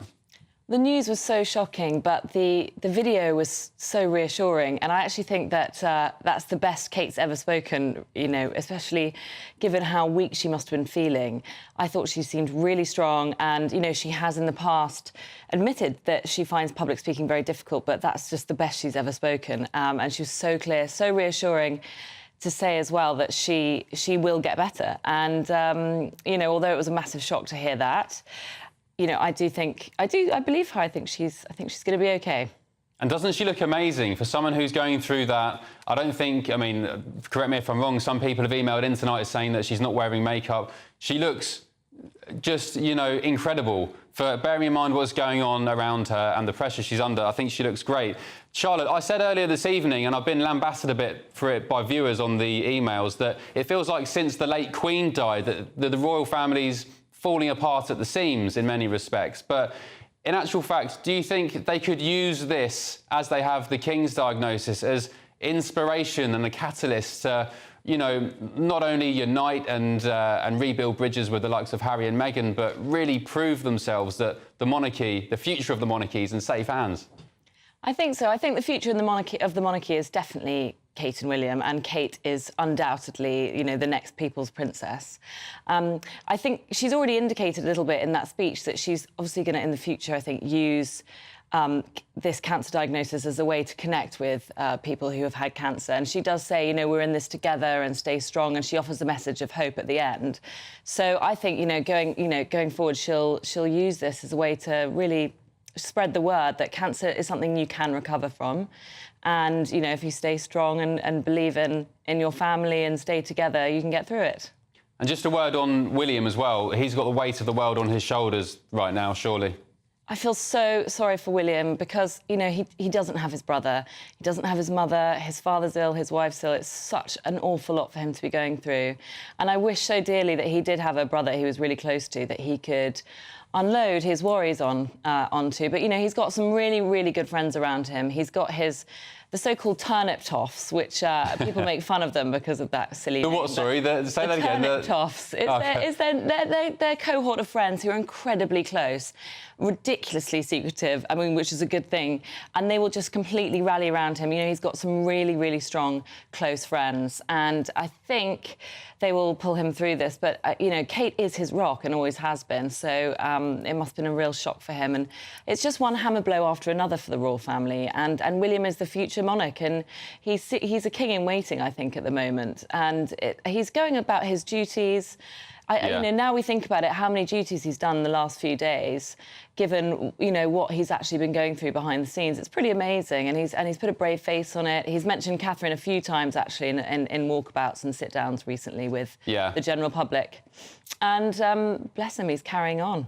Yeah, what a trooper. OK, Charlotte, from one Fleet Street heavyweight to another, let's hear now from former editor of The Sun, Kelvin McKenzie. Kelvin, good evening to you. What's your thoughts on how the media coverage is going to proceed in the future from here on? The Sun, as far as I can see, was working quite closely with Kensington Palace to try and manage this somehow in the past week.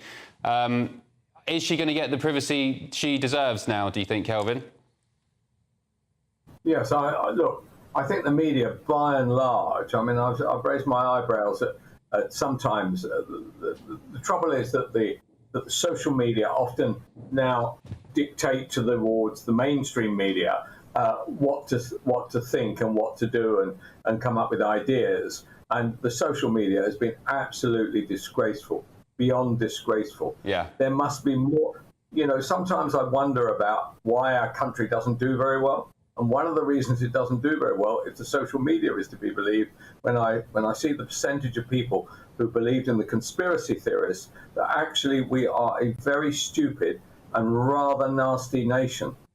And, you know, I don't know anybody who won't be enormously upset on behalf of the royal family tonight. And yet I can see on my Twitter feed some stuff in there which you have to wonder about the mental stability of the people on there, who they are in life, where they lead their life.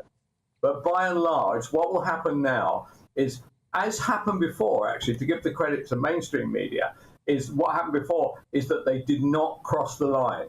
They did not cross the line. And I think a few of them came pretty close to it by running features about, you know, who could this be and all the rest of it. The lady that's in a tremendous amount of trouble tonight is that rugby reporter, the lady rugby reporter who works for the BBC, who said, when on seeing the Windsor Farm Shop video, said, "This is not Kate," and said that William was in fact an actor. Now, the word BBC, we fund these people, okay? It's our money that keeps people like her in work. And I'd like her to come out tonight, apologise and say, I am not going on social media ever again. Yeah, Kelvin, I've said it earlier tonight, and I don't want to focus on these morons too much because they are morons, but even me just tweeting about the Sun's Farm Shop video the other day saying, oh, it's great to see Kate in public, the absolute vitriol I received, the mad conspiracy theories. I said it was a sign of the dying, crumbling days of a society's, you know, end times, because people had been whipped up into a frenzy about body doubles and some, you know, convoluted explanation about what the palace were up to. It was absolutely bonkers. But in terms of her reference to privacy in the media, I think I agree with you that the British press, they play the game, they understand there's that mutual respect. But Lady Colin Campbell earlier tonight said that she thought or understood that there was an agreement with some US tabloids or paparazzi at least, that they were going to buy or purchase the medical records that had reportedly been leaked from the London clinic? Look, I don't believe... Look, you can't control the foreign press anyway, but how would those readers or viewers, if it was one of the big television agencies, how would they be viewed by their own people if it became clear that they bought the stuff illegally? Honestly, that world is over. That world is over. And if it happened in this country, the price that would be paid by the executives and the management would be horrendous. Nobody wants to know. All they want to know, I guarantee to you, every decent journo in the country, all they want to know is Kate getting better, and how can we help Kate get better? And the way to help Kate getting better, absolutely, easily, is allow her to convalesce in peace.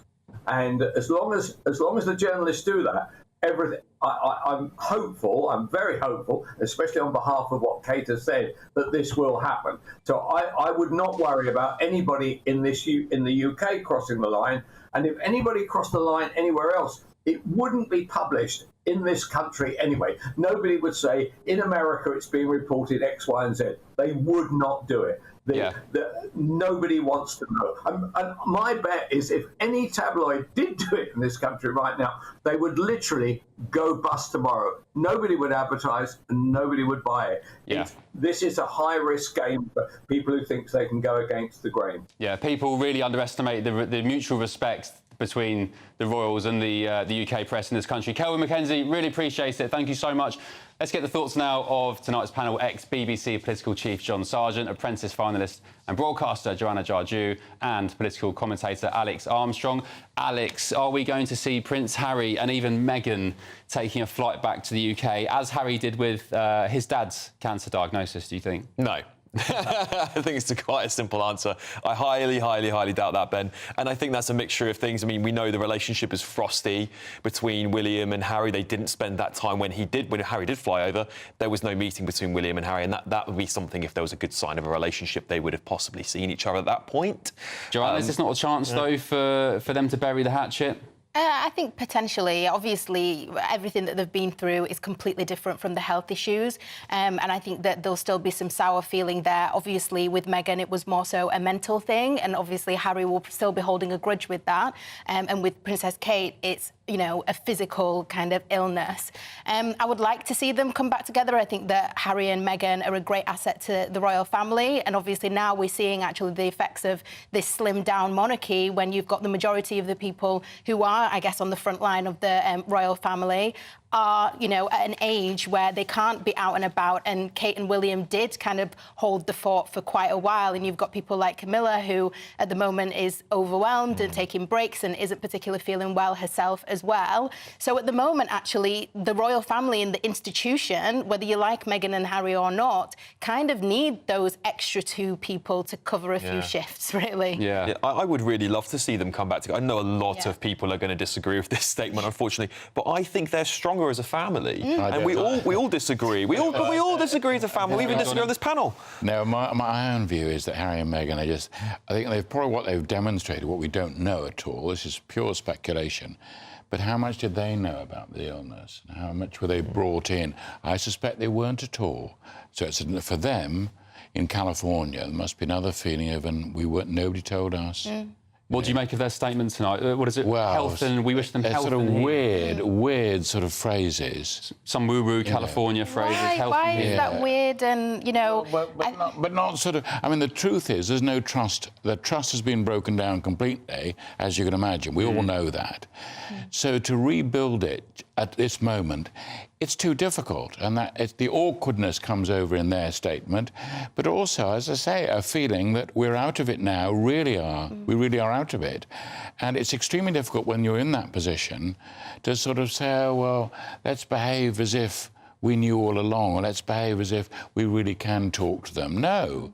And if the phone rang, and who was that on the phone? The idea that William would rush the phone, oh, it's good old Harry. No, he wouldn't. Well, I think that anything that Harry and Meghan would have said would obviously be picked apart, so they've decided to keep it short, which is smart. But I think the key thing in the statement that they've made is that they're hoping that the Princess of Wales will be able to do this privately and in peace. And it kind of echoes a lot of the things that Harry and Meghan were asking for before and kind of lambasted. They're the ones that have spread all these stories in the past. So the idea that they're saying, oh, I hope you have a nice private time, it seems like hypocrisy, doesn't it? They're the ones with books and interviews and all the rest of it that have stirred... But that was beforehand. So much, well, I know, but... They are doomed if they do, doomed if they don't, though, aren't they? If they don't say anything, they say, well, you're not wishing them good. If they do say something... I wish you privacy coming from those two.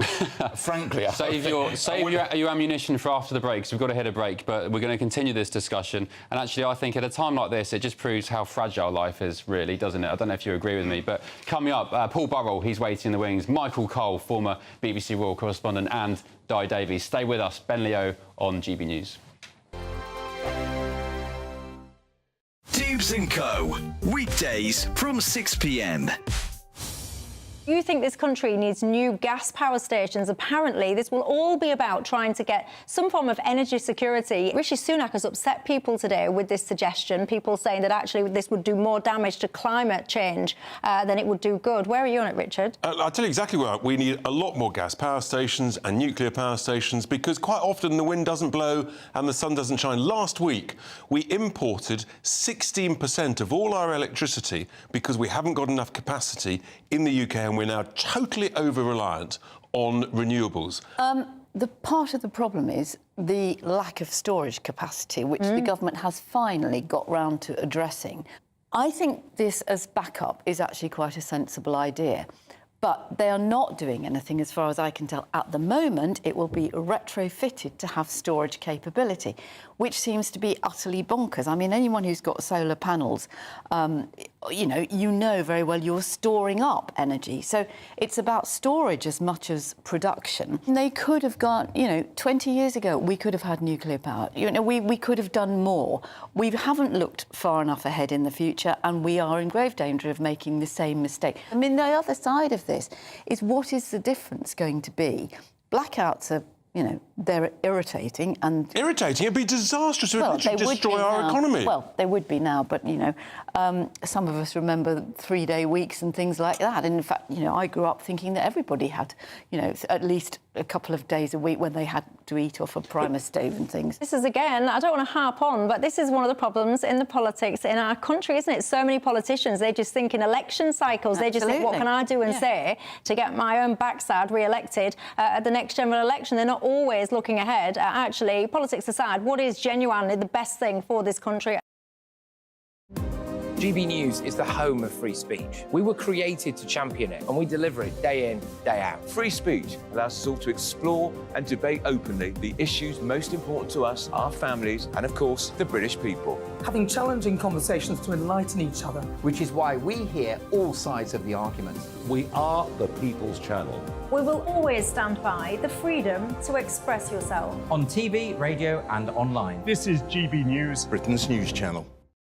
I'm Michelle Dewberry, and I'm not here to tell you what to think. I'd much rather hear what you have to say. So, send in your opinions to gbviews@gbnews.com. Keep them clean, and you never know, I might read them out. With my panel here on Dubes & Co, we debate, we get stuck into the issues of the day on a show where all views are welcome, especially yours. GB News, the People's Channel, Britain's news channel. 2024, a battleground year. The year the nation decides. As the parties gear up their campaigns for the next general election. Who will be left standing when the British people make one of the biggest decisions of their lives? Who will rise? And who will fall? Let's find out together. For every moment, the highs, the lows, the twists and turns. We'll be with you for every step of this journey. In 2024, GB News is Britain's election channel.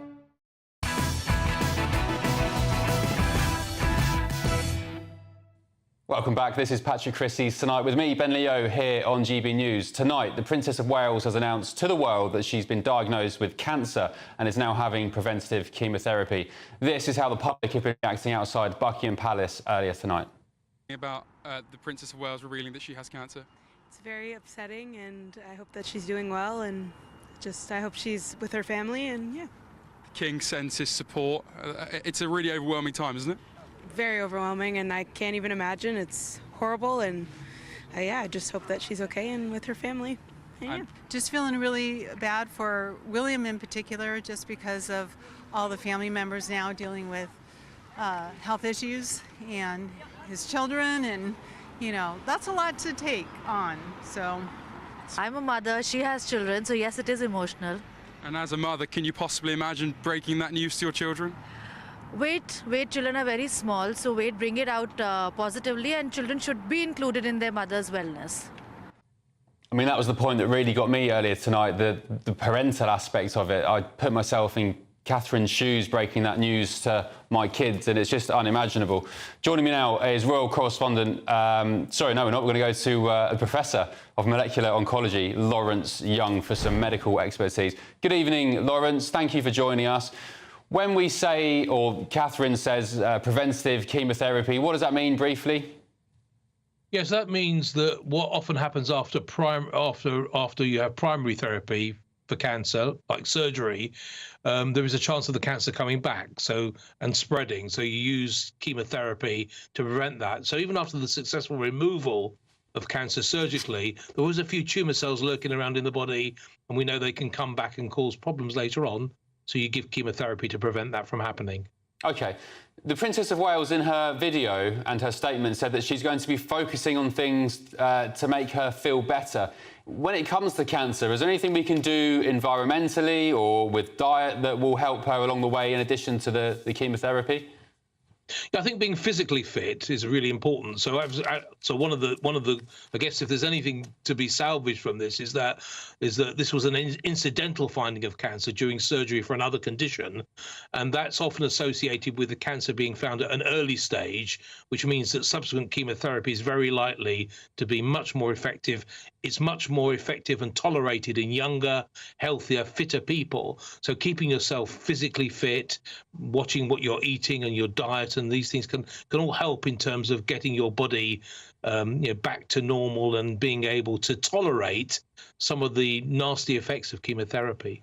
OK, I mean, some would argue that the Princess of Wales is very sporty anyway. She is very fit, she's athletic, she looks the picture of health regardless, which just goes to show, I guess, that cancer can get any of us at any time, regardless of your status. Sadly, that is the case. We've learned a lot about the environmental facts of cancer and the impact of genetics, etc. But it doesn't discriminate, and you can be as fit as a fiddle and still, sadly, develop cancer. The important thing here is always early diagnosis. And the hope and the anticipation for what the Princess said this evening is that this has been identified early, and this treatment will prevent her from developing more severe and disease. So I think we should be encouraged by what was a very brave statement from the Princess, but also by the fact that, as she says herself, there's a lot of hope for the future. Yeah, and I would argue that dose of optimism can do no harm in her recovery. Professor Lawrence Young, appreciate your time. Sorry it's sharp and swift. We're going to move on now to former BBC Royal correspondent and writer Michael Cole and top Royal insider Di Davies. Good morning to you, good afternoon, or evening rather, to you both. It's been a very long day in my end. I was presenting pretty much the breakfast show this morning. Michael Cole, what will be the train of thought and the feeling at Kensington Palace this evening in the wake of this announcement? Good evening, Ben. Well, I think Kensington Palace will be pleased that such a statement has been made. She was so calm, she was so dignified. Such decorum and great humanity, even in the extremis of her own situation, reaching out to other cancer sufferers with messages of hope. Cancer doesn't discriminate. 1 in 3 of us will encounter cancer during our lives, but she's only 42, and she's undergoing what will be a protracted treatment, as we've already heard. in the glare of a spotlight that is never switched off, and at the same time bringing up 3 young children and doing so, providing the comfort for them and the confidence that they can carry on with their normal lives without worrying too much about mummy being ill. And we also ought to think about Prince William.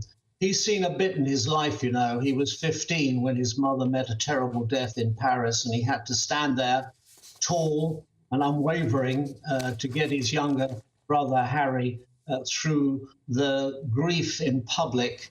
It couldn't have been more difficult for 2 children, an ordeal no child should really have to go through. No. And then, of course, as a search and rescue RAF pilot, he saw people in danger, and flying for the East Anglian Air Ambulance, he put his helicopter down next to multi-vehicle motorway smashes where there were more dead people than survivors. So he must ask himself, what else has the world got to throw at me? Goodness me. And his father's cancer, it's worth saying, Ben, has tapped him on the shoulder and said that he may have to ascend the throne a lot earlier than he would otherwise do. And as your other speakers have said, at the same time, coping with the problem of about a brother in California, in their little Camelot on the hilltop there, sniping at him and saying some very disobliging, unkind and cruel things, and there they are in all their loveliness, about the Princess of Wales, to whom they've sent a message this evening, and not before time, because when she was admitted to hospital, they uttered not one word of comfort or fellow feeling. I mean, they obviously they're not here to defend themselves. They may have done privately. Di Davies, isn't it a crying shame that in Prince William's and Catherine's darkest hour, I mean, Catherine and Prince Harry, were notoriously very close. Apparently, she treated him like her little brother. Isn't it a shame that William can't now turn to his brother at a time like this? Well, yes, of course. But of course, he does have his in-laws, and they've been invaluable for years now as a strong family, and they've had things thrown at them.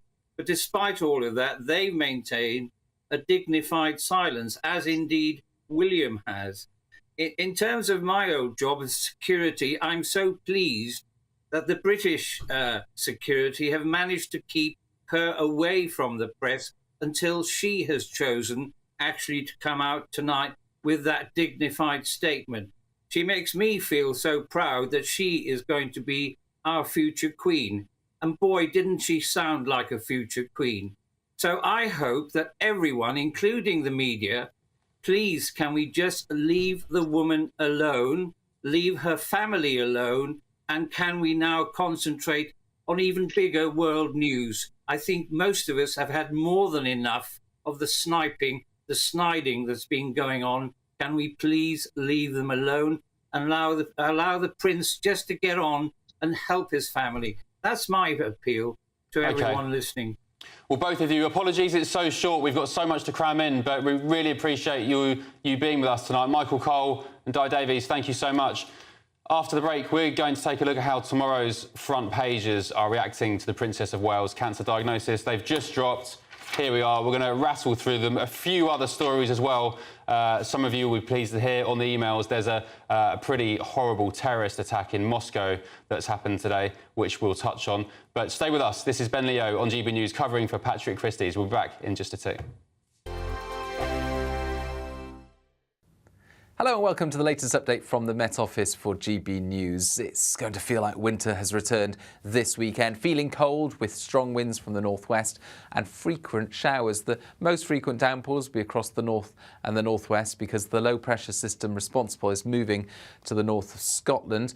We're saying goodbye to a weather front which clears things up nicely across the southeast. Clear spells here and not as blustery, but enough of a breeze for many places to avoid a widespread frost. However, we've got cold air spreading across the whole of the UK, so temperatures by dawn at around 2 to 5 Celsius countrywide. And we've got those frequent showers initially across Scotland, Northern Ireland, Northern and Western England, as well as Wales, but they'll develop just about anywhere through the morning. Some heavy downpours, hail and thunder mixed in, and hill snow across parts of Wales, Northern England and Scotland.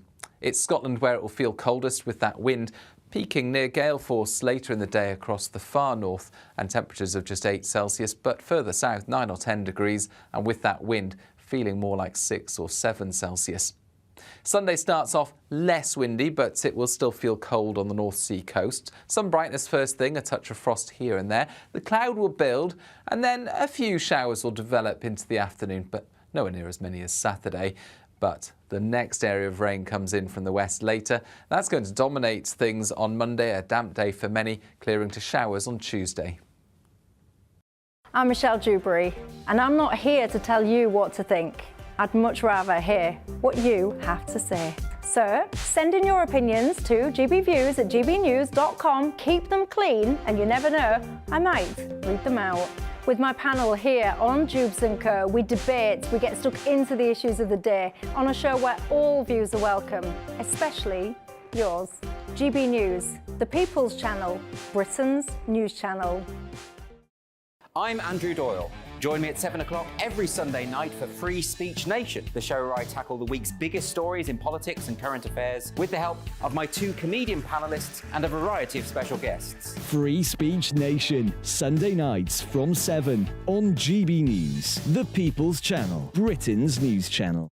Your weekend starts here with Friday Night Live with me, Mark Dolan, 8 till 9 on GB News.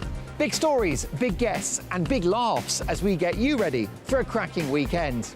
That's Friday Night Live with Mark Dolan. Fridays 8 till 9 on GB News. Bring your own drinks. The admission's free. Every Sunday from 11, join Michael Portillo. There'll be topical discussion, looking at the week before and the week to come. So kick back and relax at 11 a.m. on Sundays on GB News with me, Michael Portillo. GB News, the People's Channel, Britain's news channel.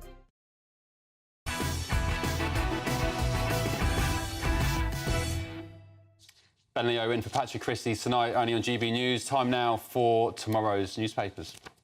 It's kicking off with The Independent. Kate, I have cancer. It was a huge shock, but I'm going to be okay. Swiftly on to The Express. Kate, my cancer came as a huge shock. It's taken us time to explain everything to George, Charlotte and Louis. The Daily Mirror. Kate reveals cancer shock. The Daily Star. Kate, I have cancer. Princess tells of huge shock. Needed time to explain to the kids. Having chemo but hoping for a full recovery. The Times. Princess reveals her cancer and says, I'm going to be okay. Emotional video tells of major surgery and chemotherapy. And the King, Charles, hails the bravery of his beloved daughter-in-law. And it was a pretty poignant statement from Charles. He said he was so proud of Catherine for her courage in speaking as she did. His spokesman said that the King had remained in the closest contact with his beloved daughter-in-law throughout the past weeks, and that both he and the Queen, Camilla, will continue to offer their love and support. The Sun. Kate, you are not alone. Hear, hear. I echo that, and I'm sure my panel does as well, and all the viewers at home watching on television and listening, of course, on radio. The Daily Mail. I'm well and getting stronger every day. I am going to be okay. A column from Sarah Vine. For once, Catherine must focus only on herself. Richard Kay, a terrible crisis for monarchy, but it will survive this. And maybe even Richard, I'd argue, thrive after speaking to the optimist John Sargent. And Amanda Patel, how do all those vile trolls online feel now? Daily Telegraph, cancer came as a huge shock. Camilla Tominey with a story there, sickening online trolls, revelling in her misery, ought to be ashamed, of course.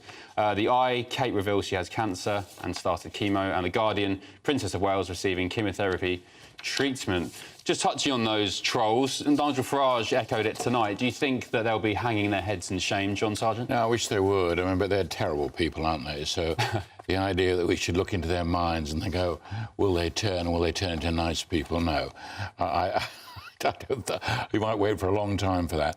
I think what's interesting is when you think where we were a week ago, isn't it amazing? You think of all the stuff that was heaped on her, you know, messing up the photograph, and editing this, and then in a week later, when you think of this coverage, people say, oh, you know, Britain doesn't count very much in the world. This is going all around the world, and this other big story, gunmen kill at least 40 in Moscow. I mean, that's a massive story in itself, which has been massive bumped off the front pages because of the weight of this Catherine But there's this revelation. tiny bit on the top of the front page, gunmen kill at least 40 in Moscow, terror attack. Some of the other pages are doing the same thing. But when you think of the contrast between our princess, Kate, on a bench in a garden in Windsor, and she takes the whole world's attention, and the Moscow thing, which is obviously an enormously important story, just, you know... And actually, that's why we need to protect the monarchy. You don't have to be a massive monarchist. You don't have to, you know, be in love with the royals. I understand they're very unique people with great privileges, but it's the one thing we have. It's our unique tradition. Unique selling point, and you just think, that should just... People think, oh, you know, we're nothing. Just look at that. Alex Armstrong, let's talk about this Russia story, because you mentioned that there was a warning from the US a couple of weeks back that this attack may happen. There was a warning, I think it was on the 8th of March. I might be off by a couple of days on that. And it was actually extremely, honestly, quite weirdly written, because it even specifies to people travelling to Russia to avoid crowds, but importantly, avoid concerts. So what's happened tonight? Can you just explain to our viewers who don't know what's going on? We don't have a lot of information coming up, but we know that there has been... ISIS have taken credit for a terrorist attack that's killed 40 people and perhaps up to 100 more injured at a concert hall in Russia. We don't know the details in full, but it was 2 men dressed in camouflage. We don't know how it's ended. There's a lot of information coming out. I am a bit speculative on ISIS taking credit for this, because I don't know what the motivations of ISIS would have to attack Russia. But again, quite a huge, shocking, developing story, and I can imagine there's many countries around the world also reporting on it. And the Americans making it quite clear, in their view, it's not Ukrainian.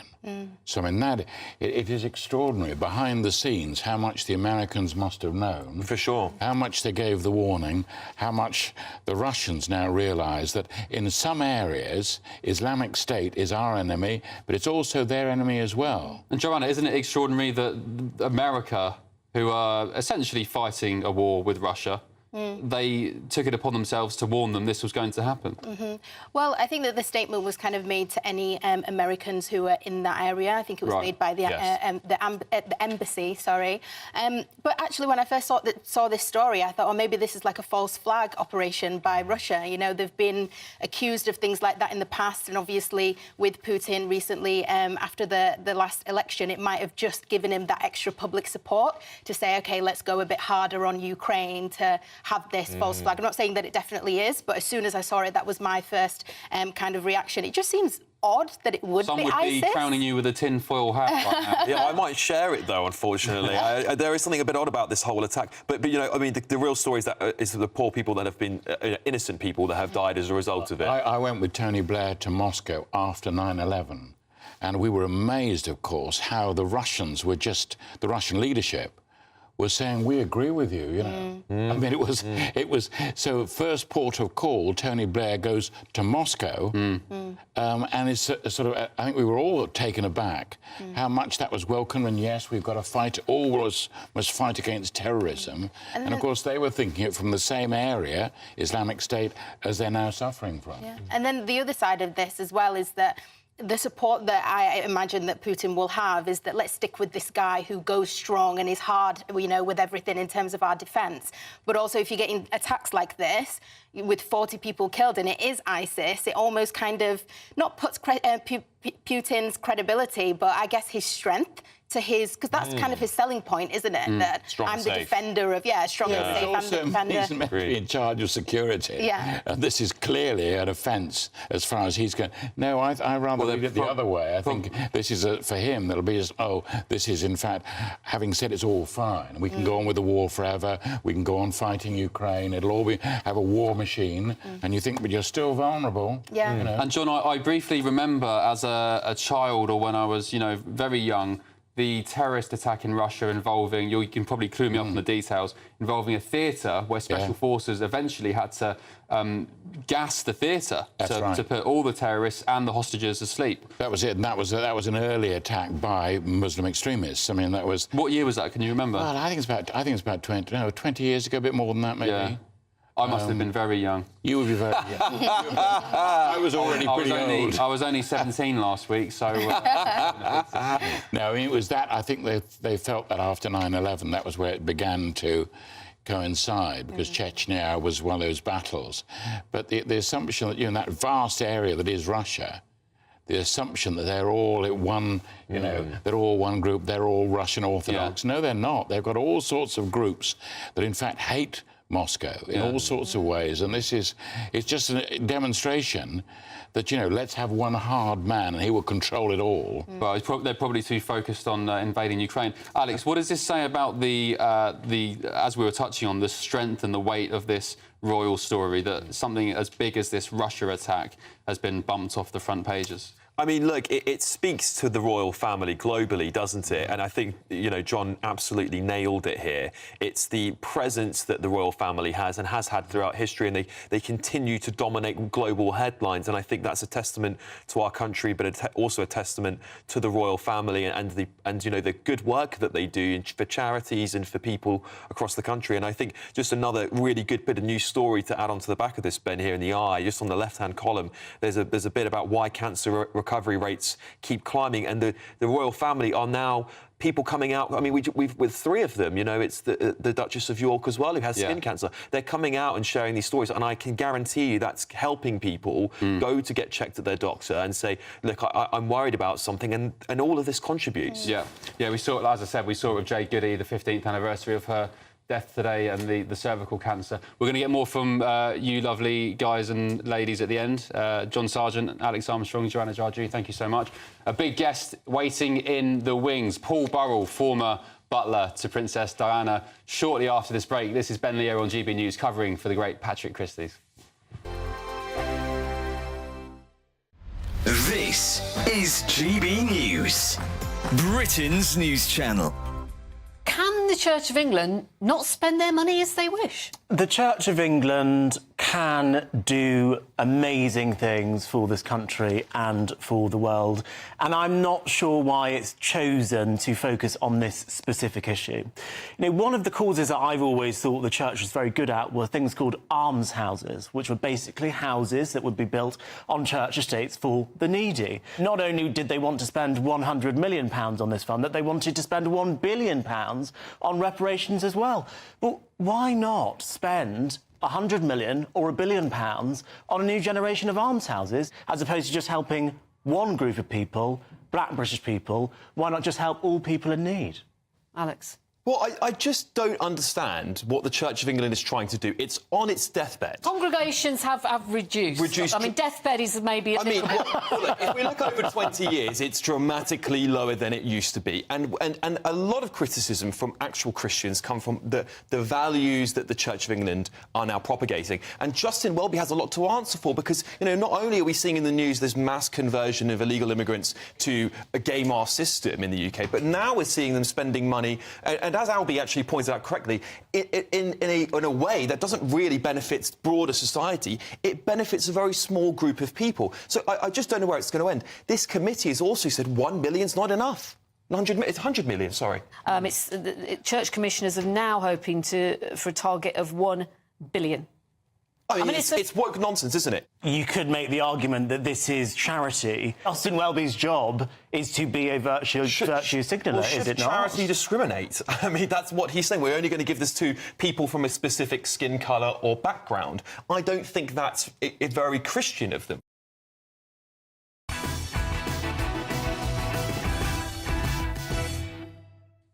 Welcome back. This is Patrick Christys tonight with me, Ben Leo, here on GB News. Tonight, the Princess of Wales announced to the world she was diagnosed with cancer and she's now having preventative chemotherapy.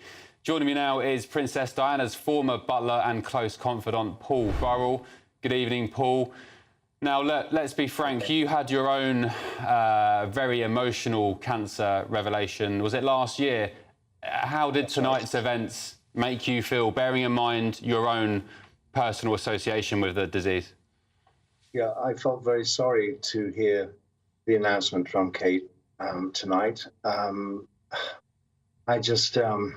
My heart is with her and William and the children. In fact, I wrote to William earlier this week and said, please assure Kate that she's doing the right thing. She is a woman, a wife, a mother, and our future queen. So when she's ready to tell the world what her problem is, then that's her prerogative. She shouldn't be pressured into it. I've said this all week. I've said these wild and speculative coverage of her health has been cruel at times. And I've always said that she should be given space and time to recover as she sees fit. She is our future queen, and we should take care of her. I'm just very sad that she's had to come out publicly and tell everyone what her diagnosis is. But I wish her well, and let's give her some space. Let's give her time to recover. Yeah, so you think she was forced into doing this?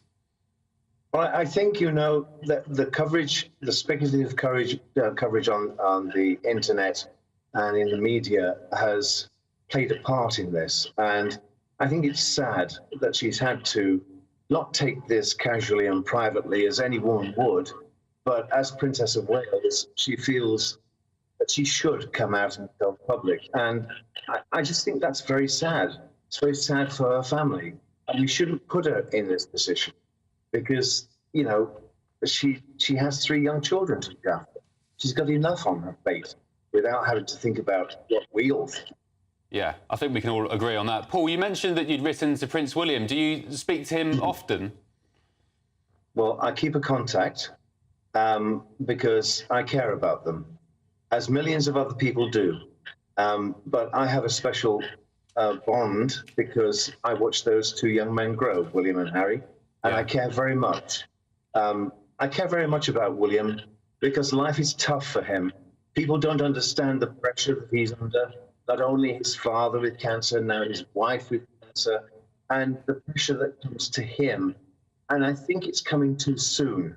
I think the king thought that he'd have these 10 years on the throne as king, giving William enough time to spend as a father with Kate and let his children grow and enjoy that family time. But, things are looking pretty grim now in the royal family. And I don't wish any harm on anyone, but I just don't want William to be rushed into this enormous role too soon.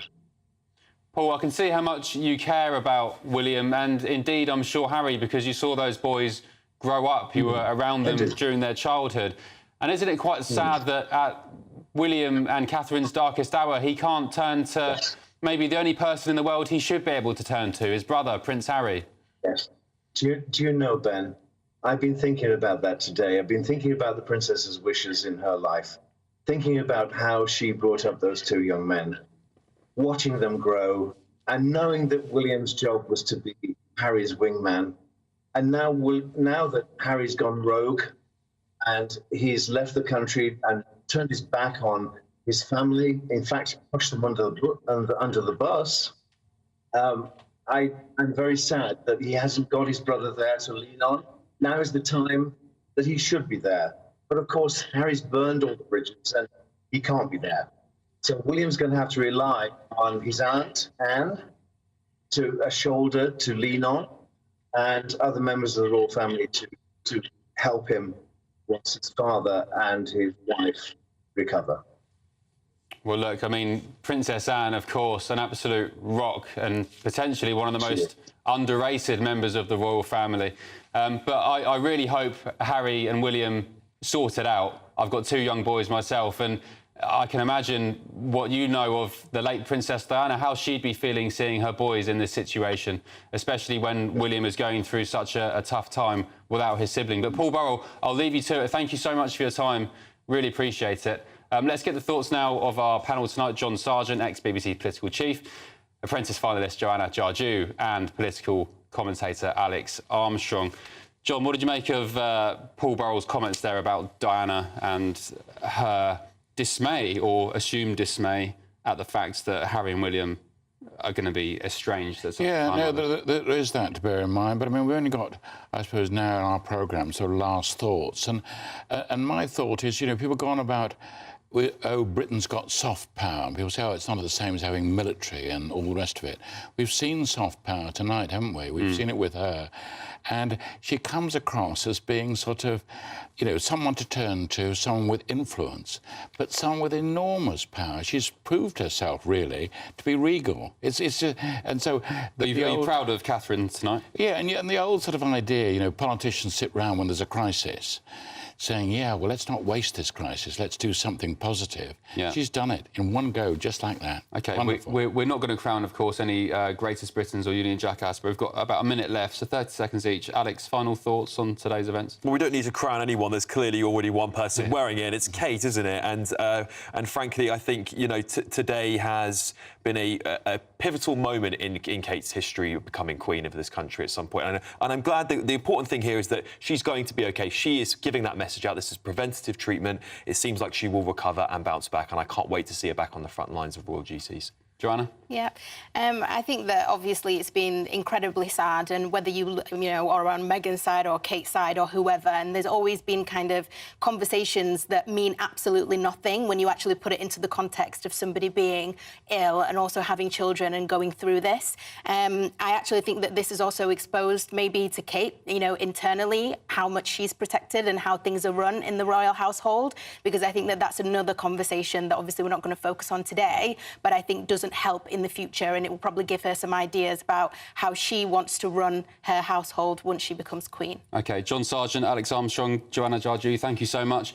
Wow, what an evening. It's been really emotional for me, as you could probably tell at the start of the show. I'm back tomorrow morning at 10 a.m. for Saturday Morning Live. Patrick, you'll be pleased to know, is back on Monday at 9 p.m. We wish the Princess of Wales well, and, of course, all the royal family.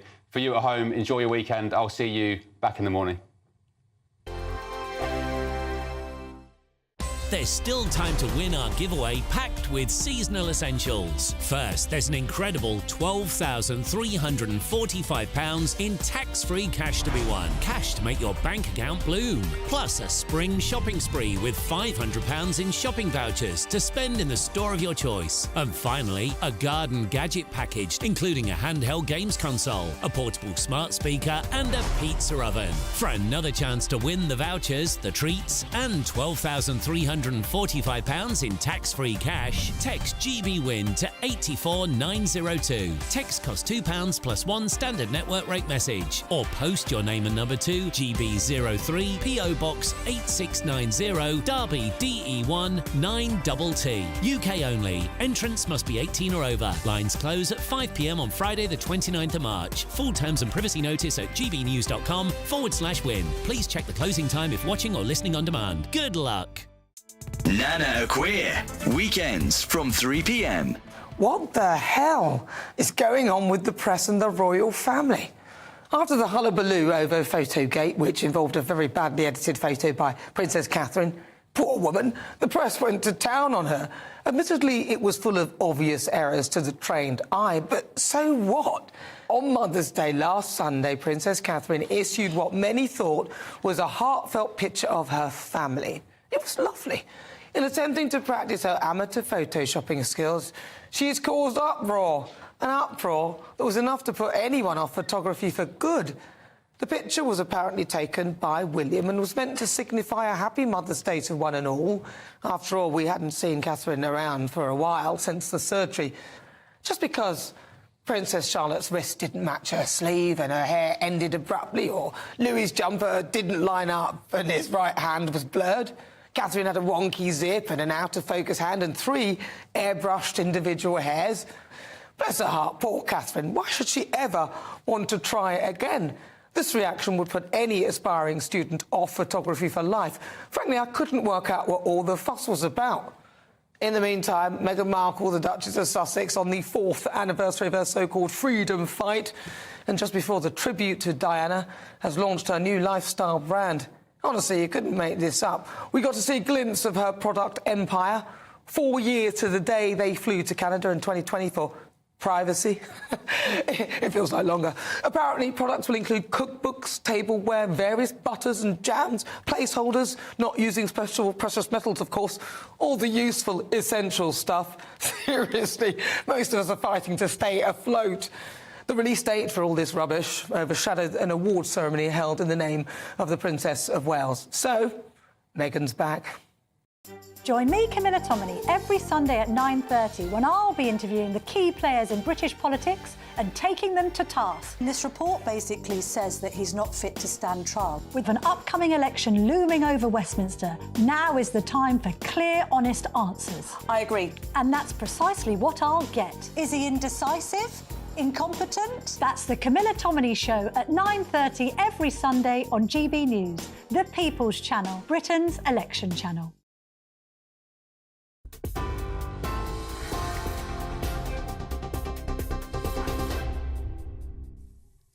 Good evening. The top stories from the GB newsroom.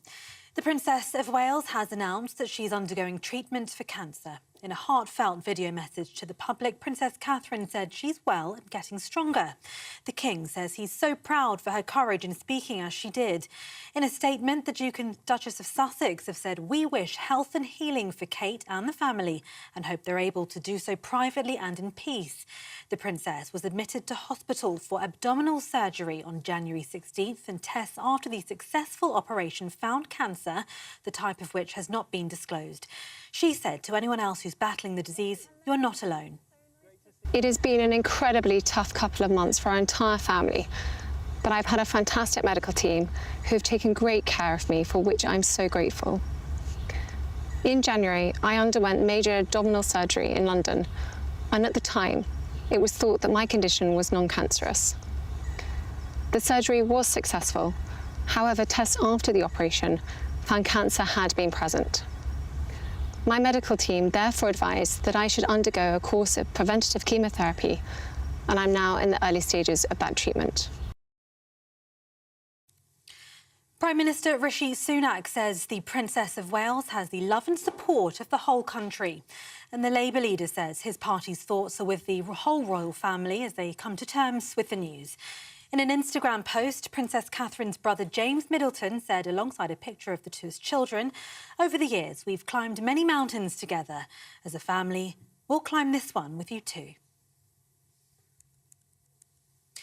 Terror group, the so-called Islamic State, has claimed responsibility on their Telegram channel for the mass shooting that left at least 40 people dead and over 100 injured. We have got an update on that death toll from local media saying at least 62 have been killed, 60 of which are said to be in severe condition, according to the Russian health minister.